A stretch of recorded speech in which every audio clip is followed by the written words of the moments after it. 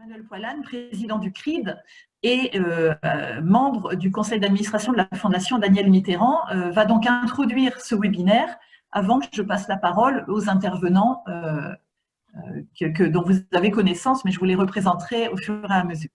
Emmanuel. Merci Catherine. Bonjour à toutes et à tous. Évidemment, je suis ravi qu'on puisse tenir ensemble ce webinaire sur un sujet qui nous tient à cœur au CRID. On est très engagé sur les questions de solidarité internationale depuis très longtemps et aujourd'hui, on voit bien que autour de ces sujets de solidarité qui normalement devraient être positifs, on est surtout en train de se bagarrer pour éviter des reculs liberticides. Et donc, moi, je voulais, comme on va parler ce soir de laïcité et de liberté, je voulais, dans un propos introductif, parler de deux expériences. D'abord, le fait d'avoir vécu plus de 20 ans en Afrique. Et dans ces 20 années passées en Afrique, j'ai passé une dizaine d'années dans des pays musulmans et je suis toujours très marqué de voir la façon dont on parle de la religion musulmane chez nous quand je la compare avec l'accueil qui m'a été réservé dans les pays dans lesquels j'ai vécu toutes ces années et où j'ai énormément appris de la religion musulmane, mais plus en termes d'accueil, plus en termes de partage que de radicalisme. Et donc, je trouve important de regarder ça, peut-être d'imaginer ce que pourrait être la France si on avait une connaissance réelle de ce qu'est la religion musulmane, de ce que sont les religions en général dans les pays, pour faire en sorte de ne pas caricaturer comme c'est fait trop souvent, mais j'imagine que les intervenants, de toute façon, y reviendront très largement.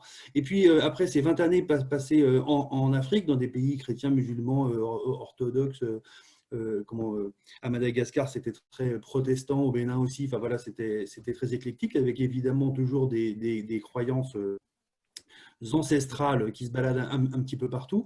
Je suis rentré en France et en rentrant en France, j'ai redécouvert mon pays après cette vingtaine d'années. Et le travail avec Daniel Mitterrand m'a amené à travailler sur les questions de droit à l'eau.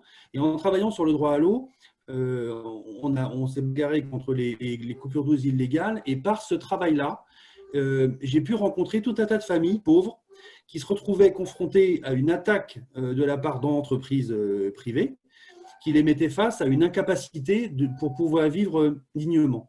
Et je me rappellerai toujours de ce que m'a dit la première famille, la première femme chez qui je suis allé pour les aider. Elle m'a dit, je vous donnerai tous les papiers que vous voulez pour que vous puissiez nous aider, mais je sais que vous ne pouvez rien pour moi.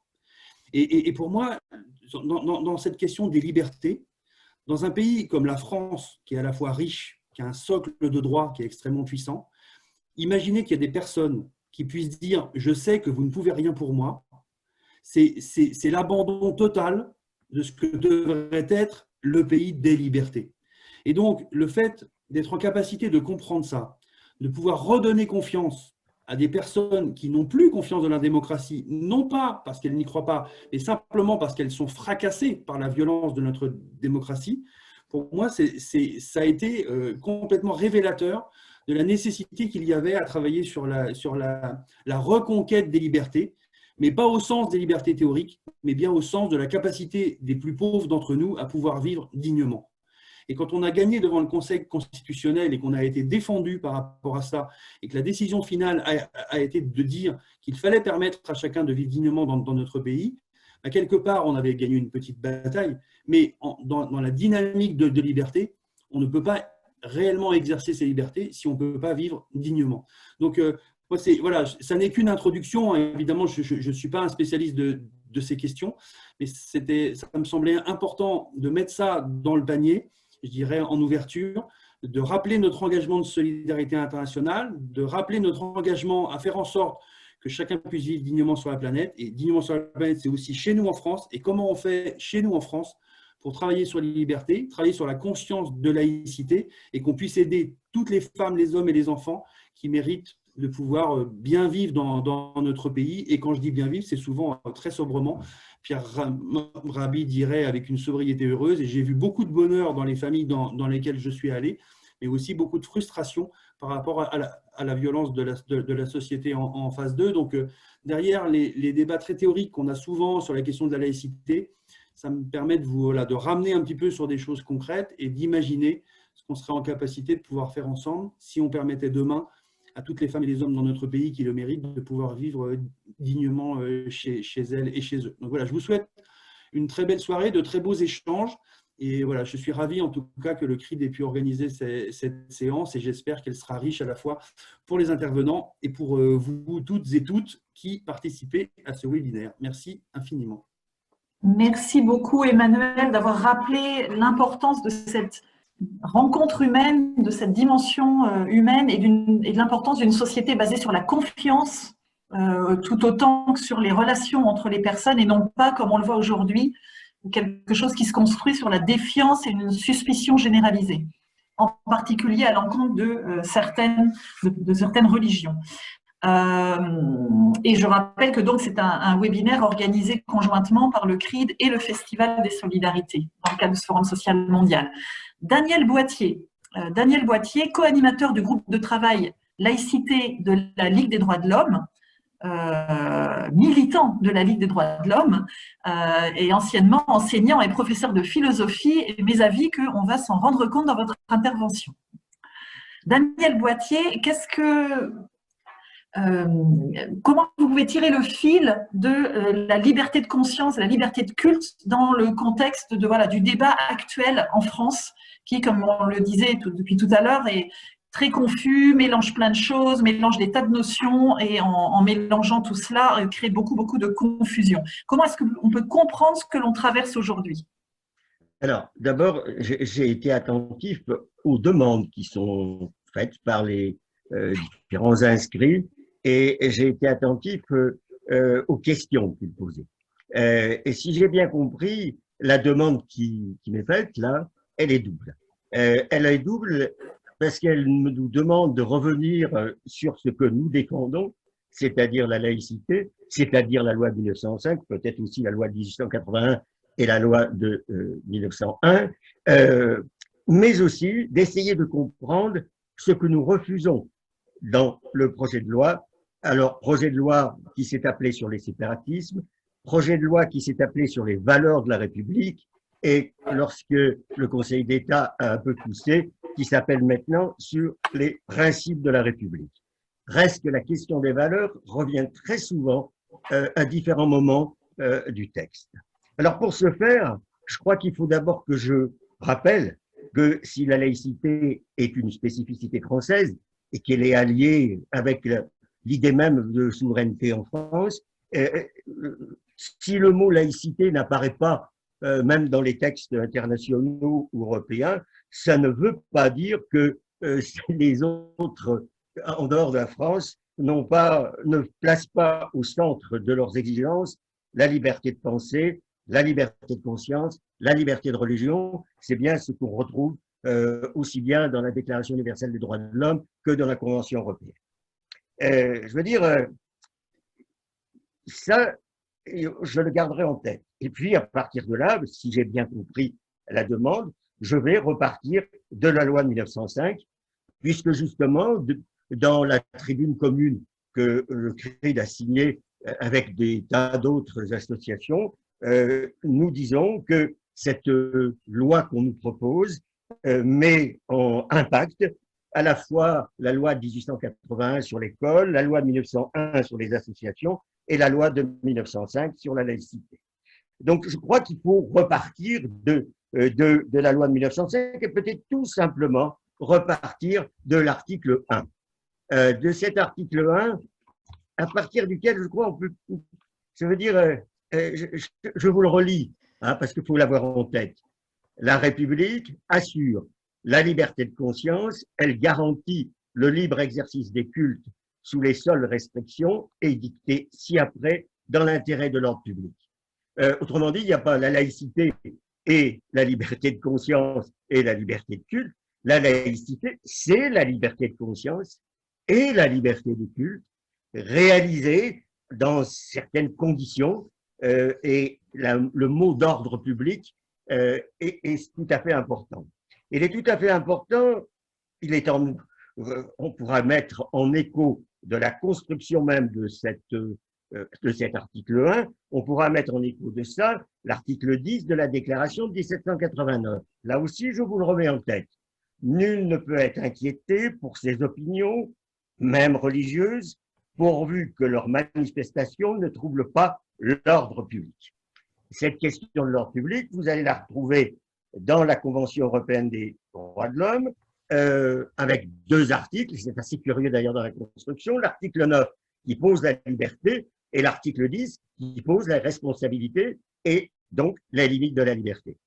De manière intéressante, la Déclaration universelle des droits de l'homme ne contient pas ces réserves d'ordre public pour une raison très simple, c'est que Cassin voulait que cette déclaration soit une déclaration des droits et surtout pas une déclaration des devoirs.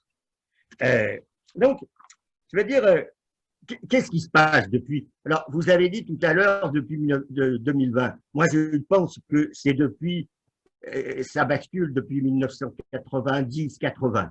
Hein. Ça bascule avec les premières affaires de voile, ça bascule avec l'émergence de ce que certains juristes appellent la nouvelle laïcité. Ça bascule comment? Eh bien, ça bascule sur cet article 1. Je veux dire, je rappelle que l'article 2, c'est l'article de la sépare qui sépare et qui permet justement que chacun puisse être libre en imposant la neutralité aux fonctionnaires de l'État, etc., etc. Mais quand on regarde la structure de cet article 1, d'ailleurs, faut le regarder de plus près. La République assure la liberté de conscience, point. Autrement dit, les limites d'ordre public ne devraient pas s'imposer à la liberté de conscience. Même si la liberté de conscience ne se réduit pas au fort intérieur, même si la liberté de conscience implique quelque part son expression. Je crois que c'est d'une extrême importance de noter que les rédacteurs de l'article 1, c'est la commission des lois qui l'avait rédigé là, les rédacteurs de l'article 1 posent ce point après liberté de conscience. Elle est illimitée. Deuxième partie, elle garantit le libre exercice des cultes. L'État a garanti, la République garantit l'exercice du culte. Garantit, c'est-à-dire qu'il le protège. Et on voit bien qu'il y a ce deuxième mouvement qui pose des réserves, les réserves de l'ordre public. Or, qu'est-ce qui se passe? Alors, je ne vais pas revenir sur ce qui se passe factuellement depuis 20 ans, mais qu'est-ce qui se passe et qu'est-ce qui se passe concernant l'ordre public? C'est une question qui me tracassait de par la structure de l'article 10 de 1789 et de par la structure de l'article 1 de la loi de 1905. C'est une question qui me tracassait et j'ai été interrogé Philippe Porquier, qui est sociologue, et nous avons publié un entretien avec Philippe Porquier dans Homme et Liberté, parce que ça me tracassait cet ordre public. J'ai le sentiment que parfois dans le débat public d'aujourd'hui, on confond laïcité et l'ordre public. Et on oublie ce double mouvement. Autrement dit, j'ai l'impression que dans les débats publics d'aujourd'hui, si on se reporte à la Convention européenne des droits de l'homme, on ne retient que l'article 10, celui qui pose les limites. Et on oublie l'article 9, celui qui pose la liberté. Ou pour le dire en reprenant l'arrêt Baldi, c'est un arrêt du Conseil d'État de 1917. L'arrêt Baldi dit ceci: la liberté est la règle, la restriction de police l'exception. Eh bien, dans le débat public d'aujourd'hui, y compris dans la rédaction, on le dit dans la tribune commune, y compris dans la rédaction même de la loi, l'ordre public, l'ordre de police même, vient faire oublier la liberté posée. Et la liberté, on a l'impression que c'est une belle idée, mais qu'il faut la limiter à tout prix. Alors, je m'arrête sur cette question de l'ordre public parce qu'elle est essentielle. Il y a 2 manières de penser l'ordre public. Il y a une manière classique de le penser, ce sont ces éléments matériels, objectivables, la sécurité, la tranquillité, l'hygiène publique. Par exemple, par exemple, je suis une femme musulmane, je voudrais porter un foulard dans le travail et je travaille dans l'agroalimentaire. Eh bien, je ne pourrais pas parce que l'ordre public matériel, l'hygiène publique me l'interdit. Voilà. Donc, ce qui arrive dans les 20 ans qui viennent de se passer, c'est qu'on est passé de ces éléments matériels objectivables, sécurité, tranquillité, hygiène publique, qu'on retrouve dans le droit du travail, hein, on est passé de cette idée de l'ordre public à une toute autre idée de l'ordre public. Et vous allez comprendre pourquoi la loi devait s'appeler une loi sur les valeurs de la République. Et vous allez comprendre aussi pourquoi l'embarras du Conseil d'État qui a voulu substituer à valeur de la République principe.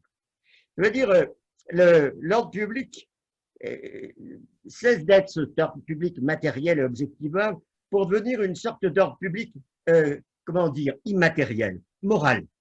Les sociologues disent substantiel, d'où l'abus parfois du mot de dignité, par exemple, le vivre ensemble, tel que la Cour européenne l'a formulé, puis repris, pour justifier parfois ce qui est d'éléments les plus communes, hein, puisque ce vivre ensemble permettait à la Cour européenne de justifier le refus de l'avortement en Irlande. Il me reste 3 minutes, et bien c'est tout à fait bien, pour dire que qu'il y a là une bascule. Il y a là une bascule on va passer d'une conception de l'ordre public limitant les libertés à un surplomb moral, à une conception substantielle de l'identité humaine, à une conception substantielle de l'État. L'État s'emparant de la possibilité de dire le vrai. Et du même mouvement, la laïcité, comme laïcité de liberté, devient plutôt une laïcité concordataire. Une laïcité concordataire qui va conduire, par exemple, à ces contrats d'engagement républicain qui sont dans la loi, faudra peut-être qu'on y revienne si on discute, ou encore à ces chartes. Et à ce titre-là, la charte du CFCM qui vient d'être signée est exemplaire de Frégosi, qui est un très beau spécialiste du rapport de l'islam et de l'État et des problèmes et des questions de laïcité, parle d'une charte pondue d'en haut pour en bas. Pondue d'en haut pour en bas. Oui, alors à partir de là, je crois il faut reprendre le fil de la défense des droits. Et la défense des droits, ce sera le fil de la défense des droits au sens de la liberté de penser, au sens de la liberté de conscience. Et là-dessus, il faut se saisir de la DUDH dans son article 18. Il faut se saisir de la Convention européenne, ça s'appelle défense du droit. Nous disions en 2015, il ne faut pas toucher à la loi de 1905, il faut défendre les libertés publiques. Eh bien, je crois que plus que jamais, la défense des libertés publiques s'impose. Et comme on parle aussi à des éducateurs, je crois qu'il faut les renvoyer et pour qu'ils puissent s'en saisir à la Convention internationale du droit de l'enfant et aux articles 12, 13, 14 de la Convention internationale qui prennent l'enfant comme étant capable de discernement et donc ayant une liberté d'expression, ayant une liberté de pensée et de conscience et de religion. La liberté de manifester sa religion, c'est le 3e alinéa. Je crois que je vais finir là. C'est le 3e alinéa de l'article 14 de la CIDE. La liberté de manifester sa religion ou ses convictions ne peut être soumise qu'aux seules restrictions qui sont prescrites par la loi et qui sont nécessaires pour préserver la sûreté publique, l'ordre public. Vous voyez encore que la question de l'ordre public pourrait être posée là. Je crois qu'aujourd'hui, il nous faut à tout prix affirmer la liberté de pensée, d'expression, de conscience, d'abord, bien sûr, des enfants. Voilà. Je crois avoir tiré ce fil et déjà indiqué pourquoi cette loi, qu'est-ce que cette loi implique comme transformation assez totale de notre rapport à la laïcité. Merci beaucoup, Daniel. Et oui, vous avez très clairement souligné à quel point, en principe, les limites aux libertés pour l'ordre public devraient être précises, proportionnées, nécessaires. Et là, on est sur… Et c'est bien ce que le Conseil d'État a reproché un certain nombre de fois au texte même. Et par exemple, c'est ce qu'il nous faut reprocher très précisément au contrat d'engagement républicain. C'est ça, qui met en avant des principes vagues. Qui met pas des principes, parce que les principes, c'est la liberté, l'égalité, la fraternité. Voilà, ça c'est les grands principes de la République. Vagues sont les valeurs, ou plutôt les valeurs donnent lieu à je veux dire, non, on va le dire autrement. Il y a un pluralisme des valeurs dans une société moderne. Et c'est ce pluralisme des valeurs qu'il faut prendre en compte. Et c'est ce pluralisme des valeurs qui est oublié. C'est ce pluralisme des valeurs qui interdit à l'État, j'allais dire, de dire le vrai. L'État peut dire le juste, il ne dit pas le vrai. C'est la conception libérale de la loi de 1905 que je crois nous défendons tous. Merci beaucoup. Et on reviendra, Daniel, avec vous, notamment pour répondre à certaines questions qui ont été posées et qu'on abordera dans la deuxième partie. J'ai répondu à votre demande, j'ai tiré mon fil et j'ai tiré mon fil sur la défense des droits. Tout à fait. Bernard Dréano. Bernard, membre du réseau IPAM, Initiative pour un autre monde, président du CEDETIM, le Centre d'études et d'initiatives de solidarité internationale, et auteur de plusieurs ouvrages, en particulier sur les conflits. Bernard, sur cette notion de laïcité, il nous a paru utile que tu redonnes un cadre général, aussi une mise en perspective, y compris avec des éclairages internationaux, parce que tu as travaillé sur ces dimensions-là. Et j'en profite pour te poser la question, si ça peut être abordé dans ton intervention. Une des questions qui était posée par les participants, est-ce que le laïcisme est dangereux pour des sociétés plurielles? Si c'est quelque chose que tu peux aborder, que tu peux aborder dans ton intervention. Bernard. Bien sûr. Bonsoir tout le monde. Alors, je vais d'abord commencer par une vision qui n'est pas internationale à proprement parler, mais qui est nationale. En vous faisant remarquer quelque chose d'un peu paradoxal, c'est que la loi de 1905, dont on vient très bien de parler, et dont je parlerai un petit peu aussi sans doute, la loi de 1905 ne s'applique pas sur tout le territoire de la République une et indivisible qui constitue la République française. C'est assez curieux parce qu'on a l'impression qu'il y a beaucoup de gens qui ne le savent pas. La seule loi, je dis bien loi, pas simplement convention, qui s'applique sur tout le territoire de la République française, c'est la Convention européenne des droits de l'homme qui, par sa ratification en mai 1974, à force de loi sur tout le territoire de la République. Alors, c'est intéressant parce que qu'est-ce que dit la loi de 1905 et qu'est-ce que dit la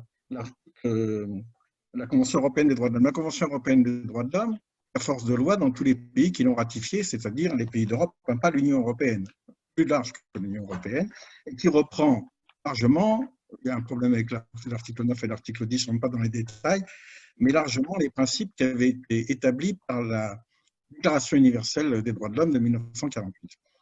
Donc en fait, on a une règle commune qui existe quelque part. Hein. C'est pour les Européens, c'est la Convention européenne des droits de l'homme. Où est-ce que la loi de 1905 s'applique pas? Elle ne s'applique pas en Alsace-Moselle, ça c'est relativement connu.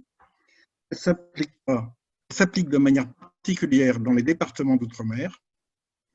Elle ne s'applique pas en Guyane, qui est pourtant un département d'outre-mer, et elle ne s'applique pas dans les territoires français du Pacifique.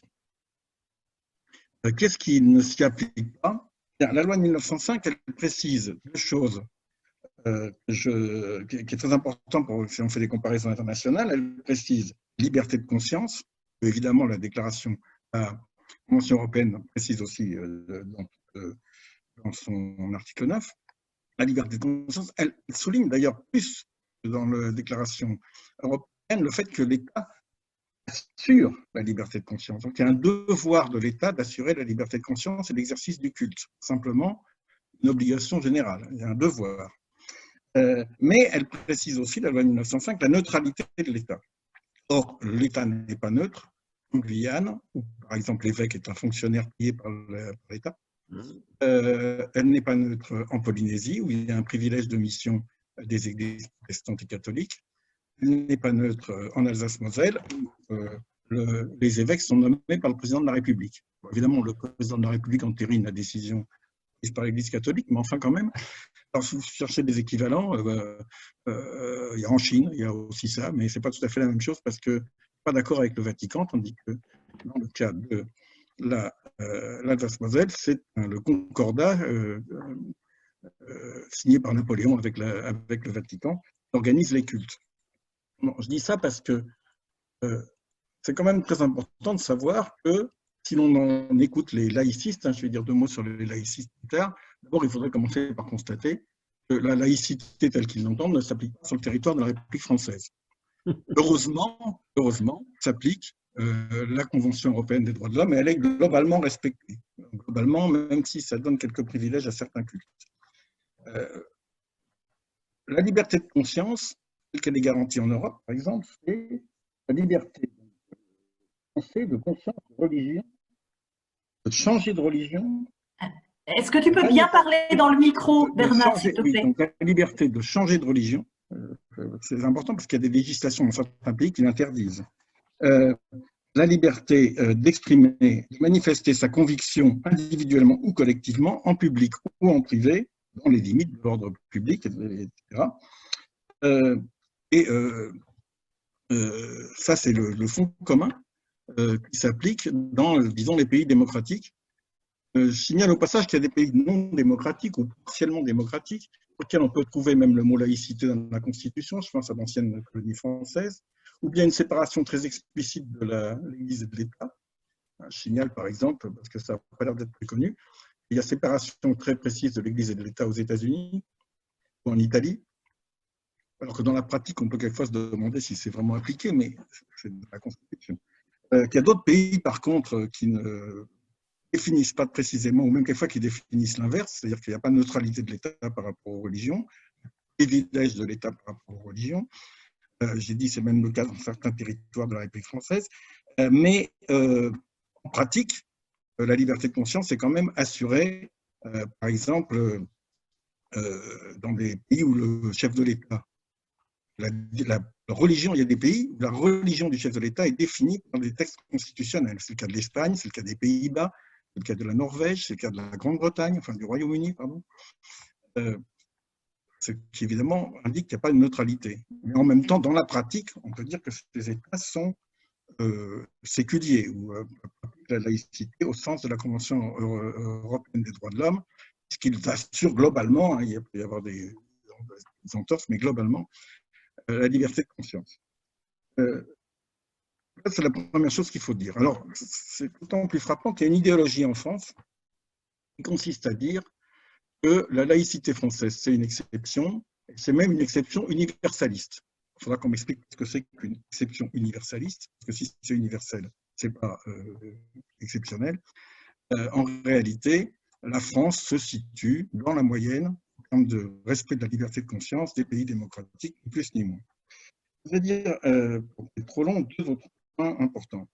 Un des mots-clés, un des mots régulièrement développés par ceux que j'appellerais aussi les laïcistes, c'est-à-dire ceux qui font en réalité de la, entre guillemets, laïcité, une espèce de religion d'État, et qui veulent mettre la religion sous tutelle de l'État, c'est la lutte contre le communautarisme. D'ailleurs, ils ajoutent en général communautarisme anglo-saxon. Un jour, il faudra que quelqu'un m'explique qu'est-ce que ça a à voir avec les tribus saxonnes et leurs sous-tribus des Angles. Mais le communautarisme, quand il s'appliquait par exemple dans l'Algérie coloniale, ça veut dire qu'on a une législation différente selon les religions. C'était le cas dans l'Algérie coloniale française, dans l'Algérie département français, puisque les musulmans n'avaient pas les mêmes droits de vote que les chrétiens, parce que les uns étaient musulmans et les autres chrétiens, au point même que les femmes musulmanes n'ont eu le droit de vote dans les départements français d'Algérie qu'en 1958, je le signale au passage. C'est ça le communautarisme. Ce n'est pas le fait qu'il existe de facto des communautés plus ou moins définies et plus ou moins s'autorégulant plus ou moins. Et que dans toute société, évidemment, il y a des phénomènes de communautés, seulement religieuses, ou même pas principalement religieuses, souvent, qui existent et qu'il faut gérer dans la réalité de la société. Deuxième point, qu'est-ce qui se développe aujourd'hui dans la loi de conforter les principes républicains consiste à les détruire? Il se développe la conception turque de la laïcité. Dans la constitution turque, le mot laïcité est clique. Qu'est-ce que c'est la laïcité à la turque? C'est ce que développe la nouvelle loi française. C'est la mise sous tutelle d'une religion. Par exemple, en imposant une charte des imams. En Turquie, c'est le pays turc, c'est non seulement c'est imposé, mais même les sermons des imams des mosquées sont définis par un ministère d'État. Eh bien, la charte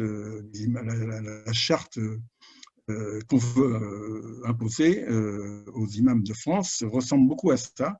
C'est-à-dire, on met une religion sous tutelle, alors une religion aujourd'hui, demain, je ne sais pas combien, et on essaie d'imposer un cadre juridique unique aux religions. Je ne vais pas rentrer dans l'histoire des associations loi de 1905 telles qu'elles se sont définies au moment de la séparation de l'Église et de l'État, c'est un peu technique et c'est compliqué, mais on voit aujourd'hui une tentative de contrôle des associations, de leur objet social et de leur modalité d'organisation, au prétexte qu'elles pourraient être religieuses, mais on ne définit pas clairement, ou au prétexte qu'elles pourraient, dans leurs activités, être contraires à des valeurs de la République qui sont par ailleurs définies. Ce qui est extrêmement problématique. Alors, le dernier point sur lequel je voudrais insister, ce genre de mesures dangereuses, non seulement pour l'exercice libre du culte tel qu'il est garanti par la loi 1905 et par la Convention européenne des droits de l'homme, mais plus globalement pour la liberté associative en général. Actuellement, juste un détail, la majorité des organisations associatives à fondement religieux sont sous le régime de la loi 1901. La loi 1905, pour des raisons historiques que je n'ai pas le temps de développer, peu importe, nous avons une mise en cause non seulement de la liberté d'exercice du culte, mais potentiellement de la liberté associative par cette loi. C'est extrêmement dangereux. Bien entendu, ça n'aura aucun effet sur le développement du radicalisme islamique par ailleurs, qui se fout complètement des lois et qui se déroule totalement en dehors de tout cadre légal et de tout cadre juridique de ce type. Ça pourrait au contraire le renforcer. Dans les détails, mais je peux vous raconter comment le radicalisme islamiste s'est développé dans la Turquie sous laïcité et non pas sous laïcité. Je termine là-dessus. Merci Bernard. Et du coup, la réponse à la question est-ce que le laïcisme est dangereux pour des sociétés plurielles? En fait, tu as clairement répondu par le fait que la laïcité, au contraire, défend la pluralité des sociétés, quelque part. La laïcité telle qu'elle devrait être comprise en principe, sauf que là, elle est dévoyée. La laïcité telle qu'elle existe dans les textes, c'est-à-dire dans la loi de 1905 et plus généralement sur l'ensemble du territoire, dans la Convention européenne, dans son article 9, défend bien entendu la pluralité démocratique des sociétés. La loi séparatisme le met en cause. C'est ça, exactement. Donc ce n'est plus de la laïcité, mais c'est comme ce que tu appelles, voilà, cette mise sous contrôle de l'État des religions, et en particulier d'une religion, actuellement l'islam. Merci Bernard. Joëlle Bordet. Joëlle Bordet, vous êtes psychologue, chercheuse spécialiste d'éducation populaire auprès des jeunes et militante de la Ligue des droits de l'homme. À ce titre, vous co-animez le groupe de travail laïcité, donc conjointement avec Daniel Boittier, groupe de travail laïcité de la Ligue des droits de l'homme. Et donc, vous avez une riche expérience au contact des jeunes. Vous travaillez aussi bien dans la dimension locale, nationale qu'internationale sur ces enjeux auprès des jeunes. Comment est-ce que vous abordez la question avec les jeunes? Et j'en profite pour poser une question qui était soulevée dans la préparation par les participants. Comment vous redonnez espoir aux jeunes qui sont stigmatisés aujourd'hui dans cette société? Donc, comment vous abordez cette question avec les jeunes et notamment ceux qui sont stigmatisés? D'abord, bonsoir et merci au CRI de m'inviter dans le cadre du Forum social mondial. J'ai une grande tendresse, une grande pensée pour le Forum social mondial et la pensée altermondialiste. J'ai eu la chance de participer à plusieurs forums et je suis ce soir de tout cœur aussi avec mes amis sud-américains parce qu'ils m'ont beaucoup appris, ils m'apprennent encore beaucoup et ils m'apprennent justement la complexité de ce rapport entre le politique, la coutume, la religion et nombre de croyances. Donc et aussi ce que c'est que la communauté, ce que c'est aussi que l'organisateur social, politique. Donc je suis un petit peu aussi de l'autre côté, parce que je pense que j'espère que le prochain Forum social mondial, ça ne sera pas en visio, mais qu'on aura aussi l'occasion de se retrouver, et parce que c'est quand même dans l'altérité de la rencontre, en particulier aussi avec les jeunes, et Jérémy en sait quelque chose, puisque nous travaillons ensemble dans J2R, c'est que la première chose aussi avec des jeunes, c'est l'expérience. C'est C'est bien les visios, mais ça ne fait pas l'expérience. Et donc, cette question du Forum social mondial et de la pensée altermondialiste, c'est-à-dire la pensée altermondialiste, c'est bien qu'on est à tout monde, comme dirait Édouard Glissant, et que ces jeunes dont on parle, et en particulier les jeunes des quartiers populaires, mais pas seulement, parce que j'ai fait beaucoup d'enquêtes ces dernières années, beaucoup dans les quartiers populaires, mais aussi en périurbain rural, ben, en fait, les jeunes naissent dans la mondialisation. Ils naissent dans un monde mondialisé de l'interdépendance. Alors peut-être que demain, on va vouloir nous relocaliser, ce qui est un vrai danger. Et d'ailleurs, ça fait partie de ce projet de loi sur la laïcité. Et ça, j'y viendrai, sur la relocalisation, sur produire français, mais aussi être qu'en France. Donc là, je crois qu'il y a une vraie question sur la circulation, sur le rapport à la mondialisation. Est-ce que demain, le monde, c'est la mondialisation des capitaux ou est-ce que c'est la mondialisation des personnes avec tout ce que ça nous permet d'être au monde et justement de lutter contre les humiliations. Une des prochaines, vraiment, avec les jeunes les plus coincés, si je peux dire, dans les cages d'escalier, c'est là que j'ai eu les plus grands débats géopolitiques. C'est là que pour sortir de l'humiliation, de l'assignation, ben, on pense le monde, on parle le monde. Et je crois que ça, on est dans le Forum social mondial. Et j'ai vraiment envie de dire, ne parlons pas que franco-français. Donc c'est vrai que ce que j'ai construit ce soir, c'est un essai d'articulation avec quelque chose qui fasse cette altérité au monde, parce que je pense que ce débat même qu'on a sur la laïcité en France, il faut pouvoir le construire dans ce rapport au monde, dans le fait qu'on est des citoyens du monde et qu'on est des citoyens effectivement des droits de l'homme, mais dans quelque chose qui a à voir avec le monde et l'humanité. Et la première chose, c'est que ça m'a rappelé en préparant 2 conférences que j'ai faites qui m'ont vraiment bousculée. Une, c'était à Jérusalem, enfin c'était une conférence débat, avec nos amis israéliens et palestiniens sur la laïcité. Et bien franchement, parler à Jérusalem de la laïcité, dans la mise en perspective avec nos amis israéliens, ce que c'est que l'histoire de l'État laïque d'Israël, mais avec toute sa complexité qu'on connaît, pour certains, ou avec nos amis palestiniens. Je veux dire, là, on ne peut pas ne pas se poser le fait que la France a une histoire spécifique avec la laïcité, mais que cette question du rapport entre la religion, le politique, et le pouvoir des États, je veux dire, elle n'appartient pas à la France. Par contre, c'est très intéressant avec des jeunes, justement, qui puissent se déplacer sur le fait que c'est des questions communes, mais dont et c'est là que la laïcité redevient un principe politique. C'est redevient un principe politique parce qu'il s'inscrit dans une histoire. Et le fait qu'on soit dans une altérité avec d'autres lieux qui vont poser la question autrement, de fait, lui redonne sa dimension de principe politique. Et ça, c'est central, parce que la laïcité n'est pas une valeur. La laïcité, c'est construit dans un combat politique, c'est un principe politique. Alors, l'autre expérience que j'ai eue, c'est en Nouvelle-Calédonie, avec les CMA de Nouvelle-Calédonie, Michel Duterte, que je salue, qui était mon grand ami responsable des activités internationales des CMA, peut-être certains d'entre vous l'ont connu. Et ben, il m'a dit, maintenant, il faut que tu ailles parler de la laïcité au Kanak. Je dis, ben, dis donc, d'accord, mais tu vas vivre 3 semaines avec les Kanaks, là, puis tu vas nous sortir quelque chose. Ah ben, dites donc, c'était très intéressant. Parce que quand on circule avec les Kanaks, bien sûr que la question de la laïcité, ça peut être aussi la colonisation française. Djibaou, c'est quand même un mélange important entre être Kanak, la coutume, la terre, une éducation religieuse très importante et la République. Donc, une des questions aussi, c'est effectivement de faire montrer aux jeunes que c'est pas un dogme, c'est pas voilà, on est aussi sur une circulation, quand on parle de laïcité, qui permet effectivement de se retrouver ensemble. Et là, avec Daniel, on travaille beaucoup sur cette notion aussi de la laïcité inclusive. C'est-à-dire comment la laïcité est un lieu de l'accueil, mais justement pas un lieu de l'exclusion, justement pas le lieu de la stigmatisation. Et là, je vous rejoins sur le laïcisme. Le laïcisme, ce n'est pas la laïcité. Et là, je reviendrai sur un deuxième point qui est très important, qu'on a vraiment vu au travail, nous, en étudiant ce sujet, puisqu'on fait beaucoup de conférences, en fait, avec Daniel, sur cette loi-là, pour la LDH. Et il y a quelque chose de très important derrière cette loi, c'est la conception de la nation.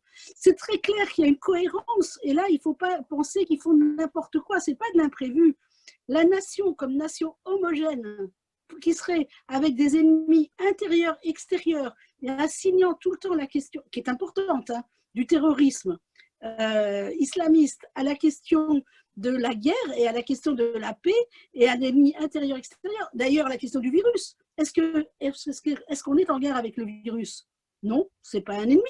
Donc, cette question de la guerre et de la paix, et cette question de la conception de la nation, est pour moi une question extrêmement importante, en fait, pour comprendre le déplacement où est assignée la question de la laïcité. Parce que si effectivement demain on a une société de la peur, une société des ennemis permanents, une société où il va falloir effectivement en permanence se serrer les coudes pour se défendre contre les autres, alors je ne sais pas comment on fera de l'altermondialisme avec les jeunes et surtout de la démocratie. Donc là, on a une vraie question sur quel est le déplacement aujourd'hui de la laïcité par rapport à la conception nationale. Et je crois que partout, il faut travailler en fait, et moi je commence un nouveau programme international, en fait, j'anime un réseau international qui s'appelle Jeunes, Inégalités sociales et Périphérie. Je suis en fait psychosociologue et je fais de la recherche-intervention. Et notre prochaine recherche, c'est les jeunes entre guerre et paix, comment accueillir les jeunes. Et les premiers avec qui on a travaillé ce thème-là, c'est les Brésiliens. Parce que là, vraiment, il y a quelque chose de là. Comment on fait de la paix dans les écoles au Brésil par rapport à la guerre, et la guerre aux pauvres, et la guerre aux noirs, et la guerre qui est extrêmement assignée. Eh bien, moi, je pense qu'effectivement, il y a une question sur la guerre et la paix, et que si on veut ouvrir la question avec les jeunes, il faut l'ouvrir, la laïcité, à pas seulement leur apprendre ce que c'est la laïcité, mais pourquoi la laïcité, dans notre histoire, est un facteur de paix, est un facteur d'inclusion, est un facteur d'accueil. Donc, je crois vraiment que là, on a en fait tout un chantier avec les jeunes et qu'ils sont extrêmement réceptifs si eux-mêmes, en fait, on les met en situation de rencontrer l'autre. Voilà, moi, j'anime des séminaires internationaux avec 120 jeunes là, qui viennent de tous les pays, de la Palestine, de la Russie, de l'Ukraine, des questions conflits, il y en a. C'est très intéressant de voir comment on a des pédagogies de l'éducation populaire pour accueillir tous ces jeunes et faire que même si effectivement ils sont assignés à être ennemis, dans ce moment-là, eh bien effectivement, ils ne vont pas oublier qui ils sont. Ils ne vont pas oublier que peut-être il y a des registres de guerre, mais que cependant, ils vont faire humanité commune pendant un temps.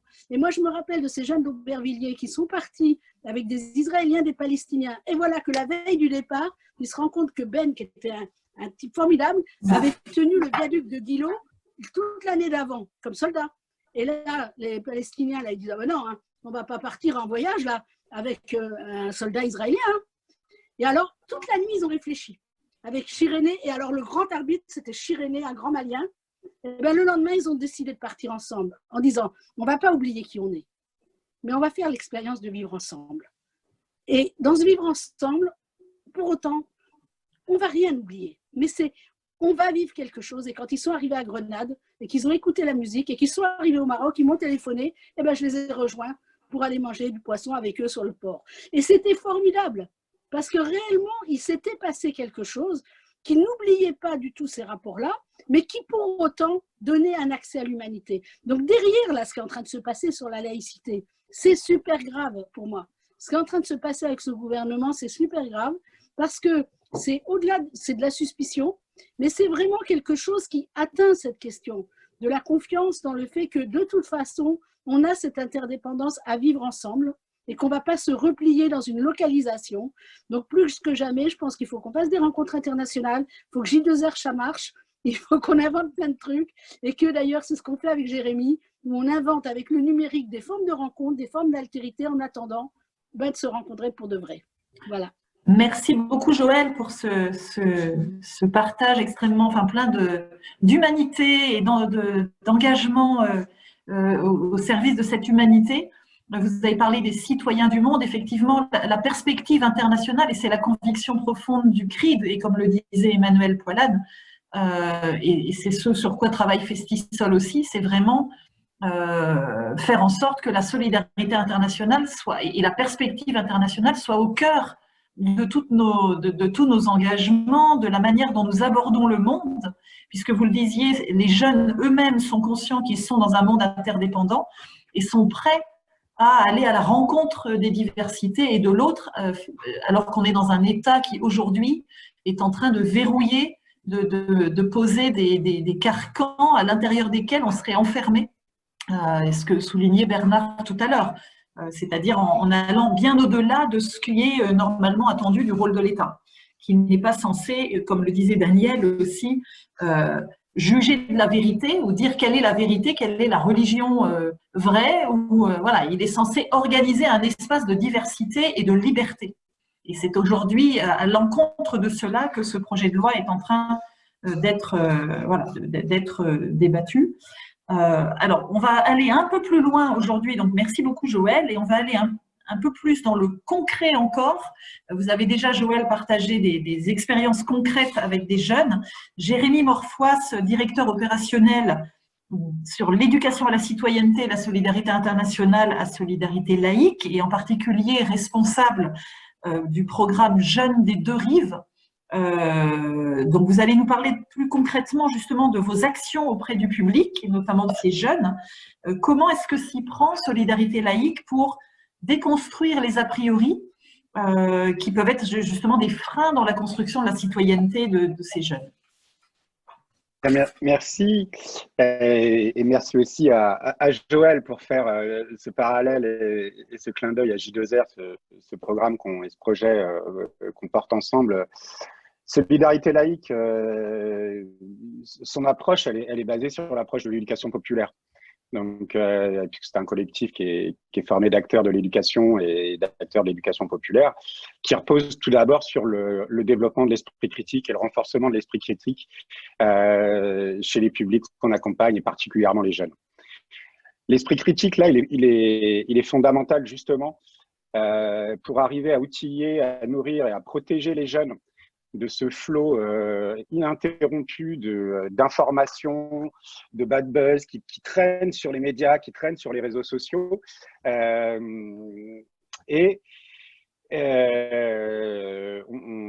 Pour développer cet esprit critique chez les jeunes, on s'appuie sur de la pédagogie, sur du dialogue, et en matière de laïcité, sur une approche par les droits. C'est vrai qu'on constate à travers Jeunes des Deux Rives. Jeunes des Deux Rives, c'est un programme qui accompagne des jeunes du Maroc, de France, de Tunisie, dans la construction d'une citoyenneté humaniste, ouverte sur le monde, tolérante, qui répond justement à ce projet politique qui est porté par les principes de la laïcité et par ce projet de la République. Ce qu'on constate là, tout d'abord en France avec les jeunes, et ce qu'on fait notamment dans Jeunes des Deux Rives, puisqu'il renvoie à tout ce que fait Solidarité laïque en matière de promotion de la laïcité, de défense de la laïcité et d'éducation à l'esprit critique.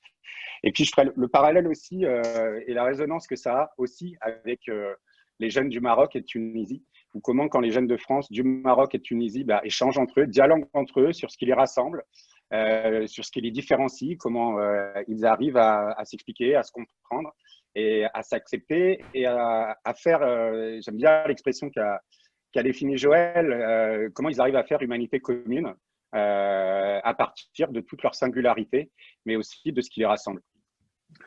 On voit là en France, et les jeunes nous le renvoient, notamment ce programme Jeunes des Deux Rives, il travaille beaucoup en direction des quartiers populaires et avec les éducateurs et les jeunes des quartiers populaires.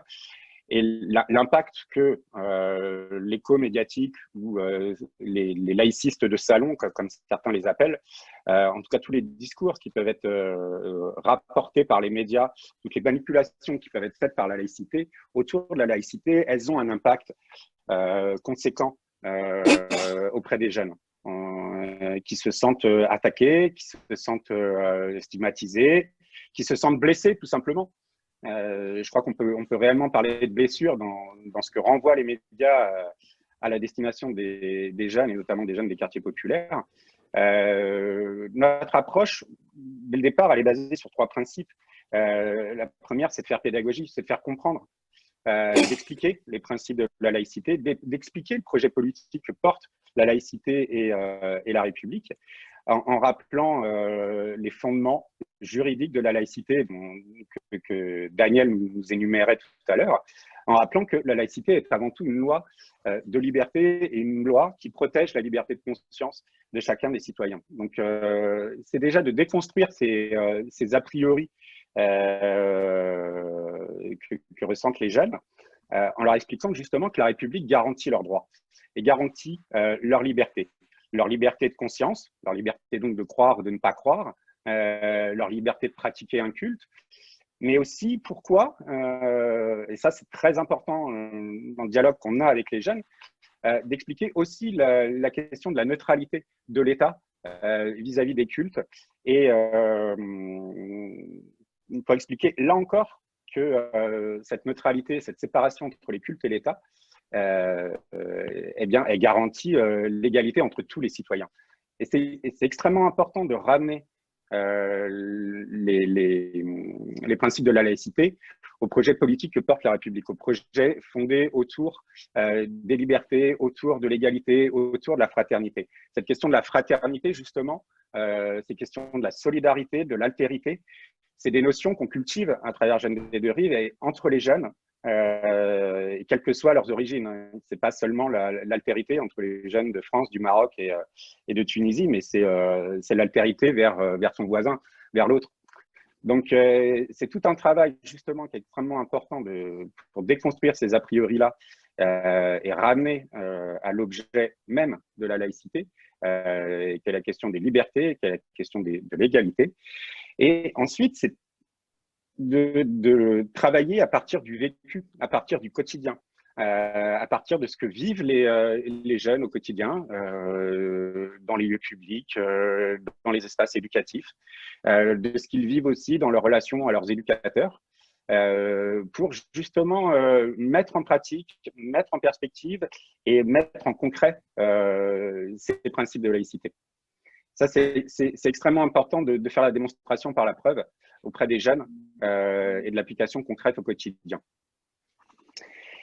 Et puis, c'est aussi, et c'est là où c'est très intéressant de travailler ces sujets-là entre les jeunes de ces différents pays. Parce que au départ, les traitements médiatiques dont on parle, les manipulations qui sont faites, les attaques contre des communautés qui sont faites et qui sont portées par les médias, elles n'ont pas seulement un écho en France et au sein des quartiers populaires, elles ont un écho et une résonance qui est mondiale.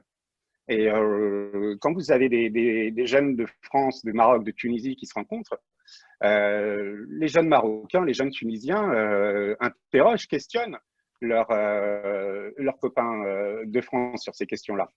Et c'est ce qui est aussi très intéressant dans l'internationalisation de ces questions et de ces rapports entre les jeunes. Parce qu'on voit bien que la laïcité elle porte un projet politique qui va bien au-delà du cadre français.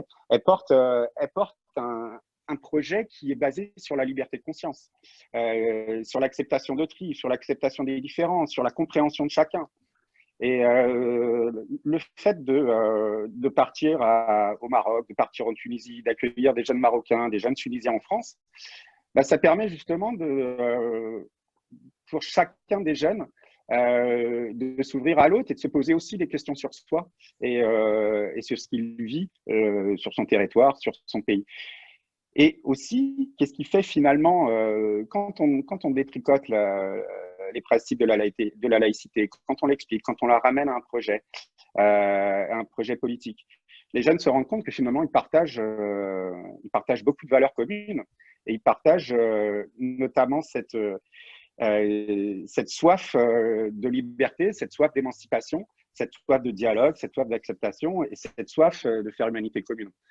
Donc, on part vraiment des principes les principes juridiques qui fondent la laïcité, pour les mettre en perspective dans le vécu quotidien et de pouvoir sortir du seul cadre franco-français pour justement l'appliquer à un quotidien qui va au-delà de nos simples frontières finalement. Parce que accepter l'autre, accepter sa différence, accepter sa différence de pensée, accepter qu'on ne soit pas d'accord, accepter qu'on voit le monde différemment, c'est aussi ce qui forme l'esprit critique et la liberté de conscience. Et donc, c'est dans le rapport à l'autre aussi qu'on prend conscience des fondements de ce projet.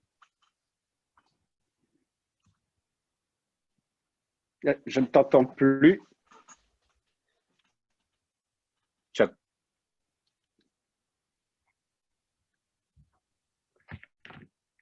Il y a un micro coupé.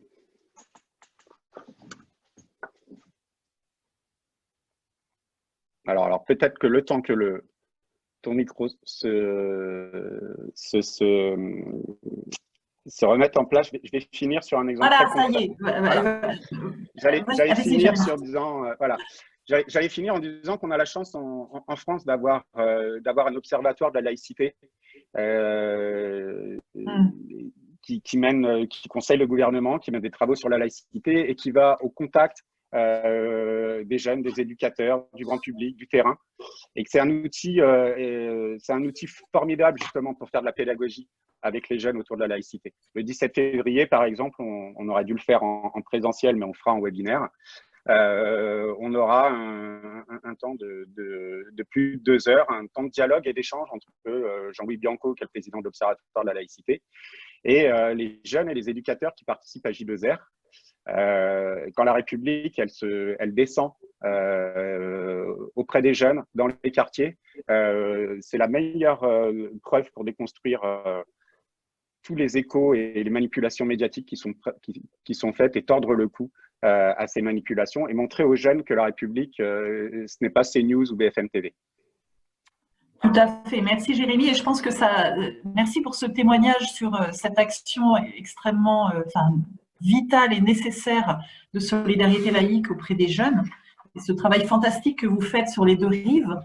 Et Jérémy, vous répondez en quelque sorte à une question justement qui a été posée par les participants sur la question de savoir si le problème vient du traitement médiatique de la laïcité. Alors certainement pas uniquement du traitement médiatique, mais c'est vrai que la manière dont les médias se font l'écho aussi des discours politiques, je pense, n'aide pas à clarifier les choses. Je ne sais pas si c'est quelque chose sur lequel on pourra revenir peut-être après. Là, je vais vous proposer, merci beaucoup à tous les quatre. Vous avez vraiment tous et toutes souligné l'importance, et avec Emmanuel en introduction, l'importance de cette dimension humaine et finalement, dans la mondialisation actuelle, la nécessité de ce respect de la liberté de conscience, d'autant plus nécessaire qu'on est dans un monde qui se mondialise et donc où le défi est vraiment d'aller les uns et les autres à la rencontre de nos différences, de notre diversité, et que là, on est dans une politique qui est en train de se mettre en place et qui va à l'encontre de tout cela et qui veut reconstruire une société de défiance et de suspicion, comme on le disait tout à l'heure.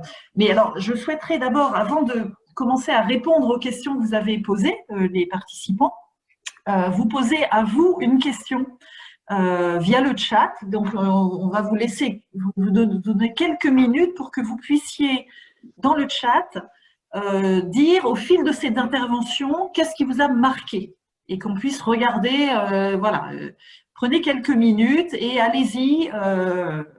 L'idée, c'est qu'on puisse tous regarder ce que vous mettez dans ce chat. Qu'est-ce qui vous a marqué au fil des interventions, soit que vous ne vous attendiez pas à ce message-là, soit ça vous a marqué parce que ça a clarifié des choses qui n'étaient pas claires pour vous, ou vous avez été voilà, surpris, ou vous n'avez pas compris certains éléments. Donc, s'il vous plaît, si vous pouvez vous lancer dans le chat. Donc, pour aller dans le chat, je suppose que maintenant, après des mois de fonctionnement à distance, tout le monde est plus ou moins familier. Vous allez donc converser. Hein, voilà, vous cliquez dans converser et là, vous arrivez dans la discussion et vous pouvez envoyer des messages à tout le monde. Donc, personne ne se lance pour le moment, mais prenez le temps de la réflexion. Catherine, tu parlais des médias et, Oui. et le lien entre les médias qui relayent des discours politiques. Il y a aussi, on peut aussi retourner la question en disant comment les discours politiques utilisent les médias pour faire passer leur message, les subliminaux. Là, en attendant que les questions se posent, il y a quand même quelque chose de très intéressant et qui montre en quoi il est fondamental de cultiver l'esprit critique, de travailler à l'éducation. L'Observatoire de la laïcité a commandé une enquête d'opinion sur l'état des lieux de la laïcité en France qui date de janvier 2020, donc c'était il y a 1 an. Dans cette enquête d'opinion, 67% des interrogés estiment que la laïcité est trop souvent instrumentalisée par les personnalités politiques. Donc, ce qui montre à un moment donné, 67%, ça tord aussi un peu le coup à nos propres a priori qu'on peut avoir quand on relève ce chiffre. Ça montre aussi que le rempart face à la manipulation médiatique et politique, il réside dans l'éducation et dans le développement de l'esprit critique. Plus on outille les gens, plus on outille les éducateurs, plus on outille les jeunes à penser par eux-mêmes, à réfléchir, à analyser les discours médiatiques, à penser, à s'informer, on peut justement réduire ces manipulations et l'impact qu'elles ont sur les gens. Merci Jérémy. Moi, je partage quelque chose qui m'a marqué aussi. C'est dans la présentation de Bernard, le fait que l'État français lui-même, aujourd'hui, la République française, n'applique pas le principe de laïcité sur tout son territoire. Déjà, c'est quelque chose qui m'a frappé, que j'ignorais.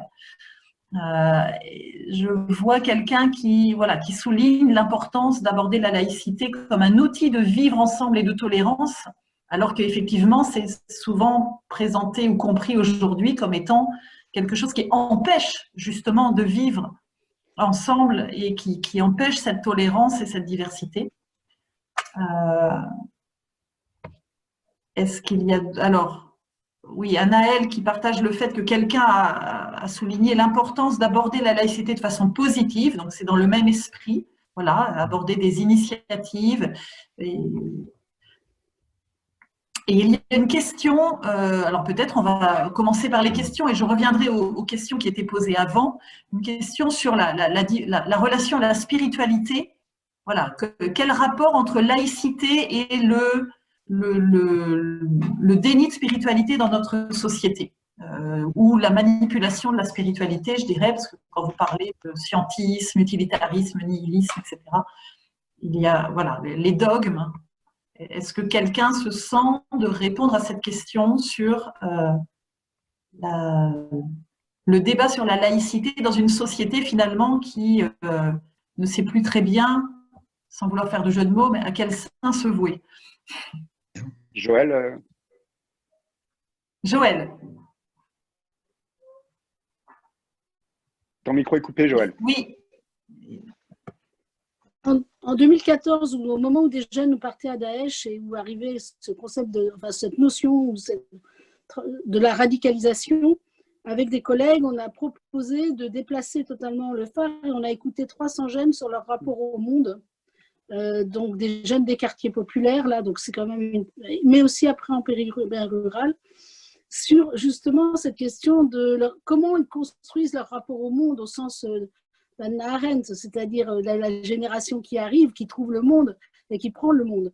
Alors moi qui écoute les jeunes quand même depuis pas mal d'années, je dois dire qu'il y a quand même quelque chose qui émerge très très fort du côté de la croyance que s'il n'y a pas quelque chose après cette vie-là, franchement, est-ce que ça vaut le coup de la vivre? C'est-à-dire qu'on est arrivé à un tel niveau pour les jeunes des quartiers populaires en particulier, à un tel niveau d'angoisse et à un tel niveau de difficulté de trouver un apaisement ici qu'il y a vraiment cette question qui se pose pour beaucoup. Mais alors, quels efforts il faut faire pour qu'il y ait un au-delà?